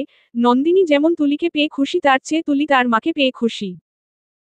তুলিকে পাশে বসিয়ে অনেকক্ষণ আদর করেছে নন্দিনী, তবে স্বপ্না আজকের জন্য তুলিকে নিজের কাছে রাখতে চাইল, নন্দিনী মানা করে দেয়। ভাবি এখন আমি কিছুটা ভালো, তুলিকে নিয়ে গেলে অসুস্থ হব, ও আমার কাছেই থাক। স্বপ্না আর অমত করেনি। অনেক রাত হয়েছে তাই স্বপ্না চলে গেল নিজের রুমে। তুলির সাথে শুয়ে শুয়েই খেলা করতে করতে ঘুমিয়ে পড়ে মামিয়ে, তবে তুলির বাবার খুঁজটা এখন পাওয়া হলো না। নন্দিনী একবারও জানতে চায়নি তুর্যের কথা। রাত 1টা পার হয়ে ঘড়ির কাঁটা 2টার দিকে ছুটছে। সোহাম আর শিলা বেগমের চোখের ঘুম হারাম হয়ে গেছে। সোহাম তুর্যের ফ্রেন্ড আরও অনেককে কল করেছে, তবুও তুর্যের খোঁজ পেল না। সোহামকেও বের হতে দিচ্ছে না শিলা বেগম। বহু রাত হয়েছে, এই রাতে যাবে কোথায়? একটু পর দরজায় আওয়াজ পড়ল। শিলা বেগম দ্রুত পা চালিয়ে দরজা খুলতেই তুর্যকে দেখতে পেল। তুর্যকে ভালো করে লক্ষ্য করে দেখতে পেল তার হাতে ব্যান্ডেজ। সোহামের প্রশ্ন, মায়ের প্রশ্নে তুর্য চুপ হয়ে আছে। কিরে এতক্ষণ কোথায় ছিলি আর হাতে কি হয়েছে? তুর্য ছোট্ট ওর দিল কিছু হয়নি, কাজ ছিল, বলেই তার রুমে চলে গেল। তুর্যের চোখ লাল হয়ে আছে, সে আজ খুব কেঁদেছে কারণ এমন আচরণ সে করতে চায়নি। নন্দিনীর এমন কথায় তার প্রচণ্ড রাগ হয়, তাই রাগের বশে এমনটা করে ফেলেছিল, আর তার জন্য খুব অনুতপ্তও হয়েছে। এই হাতে নন্দিনীকে আঘাত করাই এই হাতটাকে বিরাট বড় শাস্তি দিয়েছে সে। তবে তা তো নন্দিনীকে এ জীবনে বিশ্বাস করাতে পারবে না তুর্য। রুমের দরজা আস্তে করে খুলে এক পলকে চেয়ে রইল ঘুমন্ত দুজন প্রাণপ্রিয় মানুষের দিকে। তুলি আর নন্দিনী। ডিম লাইটের আলোতে চোখ জুড়িয়ে দেখতে পারছে না, তাই কাছে যেতেও বেশ মন চাইছে, তবে নন্দিনীর জেগে যাওয়ার ভয় তো আছেই। তুর্য ধীরে ধীরে তুলির কাছে এসে তুলি আদর করে তুলির পাশেই শুয়ে পড়ল। তবে বারবার নন্দিনীর মুখটা দেখতে মন চাইছে, তাই একটু কাছে গিয়ে নন্দিনীকে দেখল, খুব ভালো করেই দেখল। ভালো করে দেখার পর কিছু দাগ চোখে পড়ল। এতটা নির্দয় কবে থেকে হলাম? আমি এই মেয়েটাকে এত কষ্টই বা কেন দিলাম? নন্দিনীর গলার দাগটায় ঠোঁটের ছোঁয়া পড়তেই চোখ মেলে ধরফরিয়ে উঠে নন্দিনী, তবে সেও খুব ভালো করে জানে এটা কার স্পর্শ। উঠেই ধাক্কা দিয়ে নিজের কাছ থেকে দূরে ঠেলে দেয় তুর্যকে। তুর্য প্রায় পড়ে যাওয়ার মতোই, তাই ব্যালেন্স রাখতে হাতটা দিয়ে খাটে ভর সামলাতেই করে উঠে, তবে নন্দিনী সেই আওয়াজে কান দেয়নি। কোন রকম বিছানা ছেড়ে উঠেই রুমের লাইট অন করে নন্দিনী। লাইট অন করাতে তুর্য অবাক হয়ে দেখছে ওকে, কারণ গলায় বিশ্রী একটা দাগ বসে গেছে যা মনে হয় না সহজে মুছবে। চিহ্নটা আর মুখেও বেশ আছে, তবে আর কোথায় কোথায় আছে তা জানা নেই। তুর্য মন দিয়ে দেখছে নন্দিনীকে, তবে বেশিক্ষণ আর দেখা হলো না, কারণ নন্দিনী রাগী দৃষ্টিতে চেয়ে রয়েছে। তুর্যের কাছে এসে নন্দিনী বলল, কি হলো, আবার চাই নাকি? তাহলে ডাকলেই পারতেন, এত নাটকের কি ছিল? এবারের কথাগুলোও তুর্য হজম করতে পারল না। এত তেতু কথা কেন বলে মেয়েটা, তাও বহু কষ্টে রাগটা সাইডে রেখে নন্দিনীর কাছে এগিয়ে বলল, না চাই না। ও চাই না, তাহলে এলেন কেন? নন্দিনীর প্রশ্নে তুর্য নন্দিনীর দুহাত চেপে ধরে খাটে বসিয়ে দিল আর বলল, যদি মন চায় 2 মিনিট সময় দাও, কিছু বলার আছে আমার। নন্দিনীর সম্মতি আছে কিনা তা তুর্য বুঝতে পারছে না, তবে ওর চুপ হয়ে ঘাড় ফিরিয়ে বসে থাকাকে সম্মতিই ভেবেই বলল, শোনো, তুমি তো জানো আমার স্ত্রী সাইমাকে খুব ভালোবাসি আর বাসবো। আমি ভাবিনি অন্য কাউকে আমি সাইমার জায়গায় বসাতে পারবো, তবে তোমায় না ভালোবেসে পারলাম না। তুমি এমন একটা মেয়ে যে কেউ তোমায় ভালোবাসতে বাধ্য। নন্দিনী তাচ্ছিল্য হাসি হেসে বলল, তাই নাকি? কই, সবাই তো ভালোবাসল না, অথচ ছলনা করেছে। নন্দিনীর কথা তুর্য গায়ে মাখল না, কারণ হয়তো অভিমান করে তুর্যকেই বলেছে, তবে আসলেই কি, নাকি অন্য কারোর ছলনার কথা বলেছে? তুর্য ফ্লোরে নন্দিনীর পায়ের কাছে হাঁটু গেড়ে বসে ওর দুহাত আগলে ধরে আবার বলল, সাইমা মারা যাওয়ার পর আর বিয়ে করতে চাইনি, কারণ 2টা ছিল, এক তুলির সতত মা, আসলে ওর কষ্ট হবে। 2, আমি সাইমার জায়গাটা কাউকে দিতে চাই না। তবে 2টা সমস্যার সমাধান পেয়ে গেছি। তুলিকে তুমি যেভাবে আগলে রেখেছো তাতে আমি নিশ্চিন্ত, আমি রই বা না রই তুমি রবে ওর পাশে। দ্বিতীয়টা সাইমার জায়গাটার কথা। তবে কেন জানি ওই জায়গার আরেকটু জায়গা হয়েছে আর ওই জায়গাটা তোমায় দিতে খুব ইচ্ছা করছে। প্লিজ আমায় ক্ষমা করে দাও প্লিজ, কোন দিন আমি আর স্বামীর অধিকার নিয়ে তোমার কাছে আসব না, যেদিন নিজে থেকে ডাকবে সেদিনই আসব, দরকার হলে আমি অনেক দূরে চলে যাব, তুমি শুধু তুলিকে দেখে রেখো। নন্দিনী তুর্যের কথা শুনছে, তবে অন্য দিকে ফিরে তার যে কোন ওর দেয়ার ক্ষমতা নেই। তুর্য নন্দিনীর আরেকটু কাছে এসে বলল, নন্দিনী চলে না দুজনে সব ভুলে একটা সংসার সাজাই, তুমি আমি আর আমাদের মেয়েকে নিয়ে। কি পারি না আমি? সাইমার জায়গার পাশে ঠিক ওটুক জায়গা রেখেছি, তুমি আসবে কি সেই জায়গায়? ভালোবাসবে কি আমায়? নন্দিনী তখনও চুপ, ওর চোখ বেয়ে শুধু পানি ঝরছে। কি করে বাসবে? ভালোবাসার নামটা শুনলেই তো ঘৃণা হয়, তাহলে কি করে সেই ঘেন্না উনাকে দেব? তুর্য উঠে দাঁড়িয়ে নন্দিনীকে বলল, ঠিক আছে, বলতে হবে না, আমি অপেক্ষা করব। বলেই চুপ করে শুয়ে পড়ল। নন্দিনী সেই বসেই আছে, অনেক কথা বলতে চেয়েও পারলে না, তুর্যের কথার জবাব দিতে কেন পারলে না কেন? নিজের প্রশ্নের ওর নিজেই খুঁজে না পেয়ে হতাশ হয়ে শুয়ে পড়লে, এতটাই আনমনা হয়েছিল নন্দিনী তাই হয়তো দেখতে পায়নি তুর্যের বালিশের এক কোণায় শুয়ে পড়েছে। শুয়ে চোখ বুঝতেই একরাজ্যের ঘুম তাকে গ্রাস করেছে। সকালে ঘুম ভাঙতেই নিজেকে কিসে যেন জড়ানো মনে করলে। ভালো করে চোখটা মেলে দেখল, এটা কিসের কাপড় মুখের সামনে এই ছোট্ট ছোট্ট চুলের মতো, এগুলা কি? হাজার প্রশ্ন মাথায় নিয়ে মাথাটা হালকা উঠিয়ে দেখল, এটা তো তুর্যের বুকের লুম। আমি এখানে কখন শুলাম? ছি, কাল এত কিছু বলার পর ভেবেছিলাম একটু মনুষ্যত্ব আছে, কিন্তু না, উনি তো সেই ছোট লোকই রয়ে গেল। এবার নিজেকে তুর্যের বন্ধন থেকে ছাড়াতে চেষ্টা করছে, এমন ভাবে চেপে শুয়ে আছে, বাহ মনে হয় হাত না কোন শেকলের প্যাচ লেগে আছে। নন্দিনী তুর্যের হাতে চিমটি দিতেই আহ করে উঠে পড়ে। তুর্য হালকা হাসি দিয়ে কিছু বলবে তার আগেই নন্দিনী বলল, ছোট লোক সমসময় ছোট লোকই থাকে। কথাটা বলেই বিছানা ছেড়ে উঠে গেল। আসলে তুর্য কিছুই বুঝতে পারল না, কাল তো সে নিজেই শুয়েছিল আমার পাশে, এখন আবার এমন কথা বলল কেন? নাস্তা বানাতে ব্যস্ত স্বপ্না, নন্দিনীর আগমনে নন্দিনীর দিকে না ফিরেই বলল, তুমি এলে কেন? এই শরীর খারাপ নিয়ে? নন্দিনী হালকা হাসি দিয়ে বলল, ভাবি আমি ঠিক আছি, এখন অনেকটাই ভালো। স্বপ্না আর দ্বিতীয়বার কিছু বলল না, কারণ অনেক বেলা হয়েছে, নাস্তা বানানোর কাজ সারতে হবে। ঝটপট নন্দিনীর হাতে এক কাপ চা ধরিয়ে বলল, চাটা মাকে দিয়ে এসো। দরজাটা ধাক্কার শব্দে চেয়ার বসেই এক নজর দেখে নিল কে এসেছে। নন্দিনীকে দেখে আবার চোখ বুজে রইল, শিলা বেগম। নন্দিনী চাটা শিলা বেগমের দিকে বাড়িয়ে বলল, মা আপনার চা। শিলা বেগম চাটা হাতে নিয়ে এক চুমুক দিয়ে আবার চাটা রেখে বলল, তোমার সাথে কথা আছে বৌমা। নন্দিনীও চুপ করে দাঁড়িয়ে আছে শিলা বেগমের কথা শোনার আশায়। শিলা বেগম একটা ধীর নিঃশ্বাস নিয়ে বলল, দেখো ছোট বৌমা, বড় আশা নিয়ে তোমায় এই বাড়িতে এনেছি। সাইমা মারা যাওয়ার পর তুর্য আবার বিয়েতে মতো দেয়নি, তবুও অনেক কষ্টে রাজি করিয়েছি তুর্যকে, কারণ তুলির একটা মা চাই আর তুর্যের নিঃস্ব জীবনে একটা মানুষ চাই সেই অন্ধকার কুচানোর। তোমার বাবারও খুব পছন্দ হয় তুর্যকে। কিন্তু আমি কিছু জিনিস লক্ষ্য করছি, তোমার আর তুর্যের মধ্যে কিছু একটা হয়েছে। পরশু অনেক রাতে নেশা করে বাড়ি ফিরেছে তুর্য। আবার কাল নাস্তা সেরে বাড়ি থেকে বেরিয়েছে আর ফিরেছে রাত শেষে। আমি জানতে চাই না কি হচ্ছে বা হয়েছে, কোন ইচ্ছাও নেই জানার। তুর্য এত রাত করে কখনো বাড়ি ফিরেনি, সেদিন আমি জেগেই ছিলাম ওকে নেশাগ্রস্ত দেখে, আর তখন সামনে এসে দাঁড়াইনি। এখন আমি শুধু এটাই চাই, যাই আছে তোমাদের দুজনের মাঝে তা ঠিক করে নাও, আমি কিন্তু অন্য কিছুর আভাস পাচ্ছি, যদি তাই হয় তোমায় সারা জীবন চোখের পানি ফেলতে হবে বৌমা। নন্দিনীর চোখ বড় বড় হয়ে মুখ হা হয়ে আছে, মা এমন কেন বলল, কি কারণ হতে পারে? শিলা বেগমের রুম থেকে বেরিয়েও নন্দিনীর মন শান্ত নেই, আসলে উনি কি বলতে চাইছেন, উনি কিসের আভাসই বা পাচ্ছে? নাস্তার টেবিলে সবাই উপস্থিত, তুলিকে খাইয়ে নন্দিনী তুলিকে কোলে নিয়েই খেতে বসেছে। তুর্যের হাতের ব্যান্ডেজটা দেখে স্বপ্না জিজ্ঞাসা করে, তুর্য তোমার হাতে কি করে ব্যথা পেলে? বাঁধনের উপর দিয়ে রক্ত বের হচ্ছে। তুর্য হাতটা লুকিয়ে ফেলার চেষ্টা করেও লুকাতে পারল না, কারণ সবার নজর তো ওর দিকেই।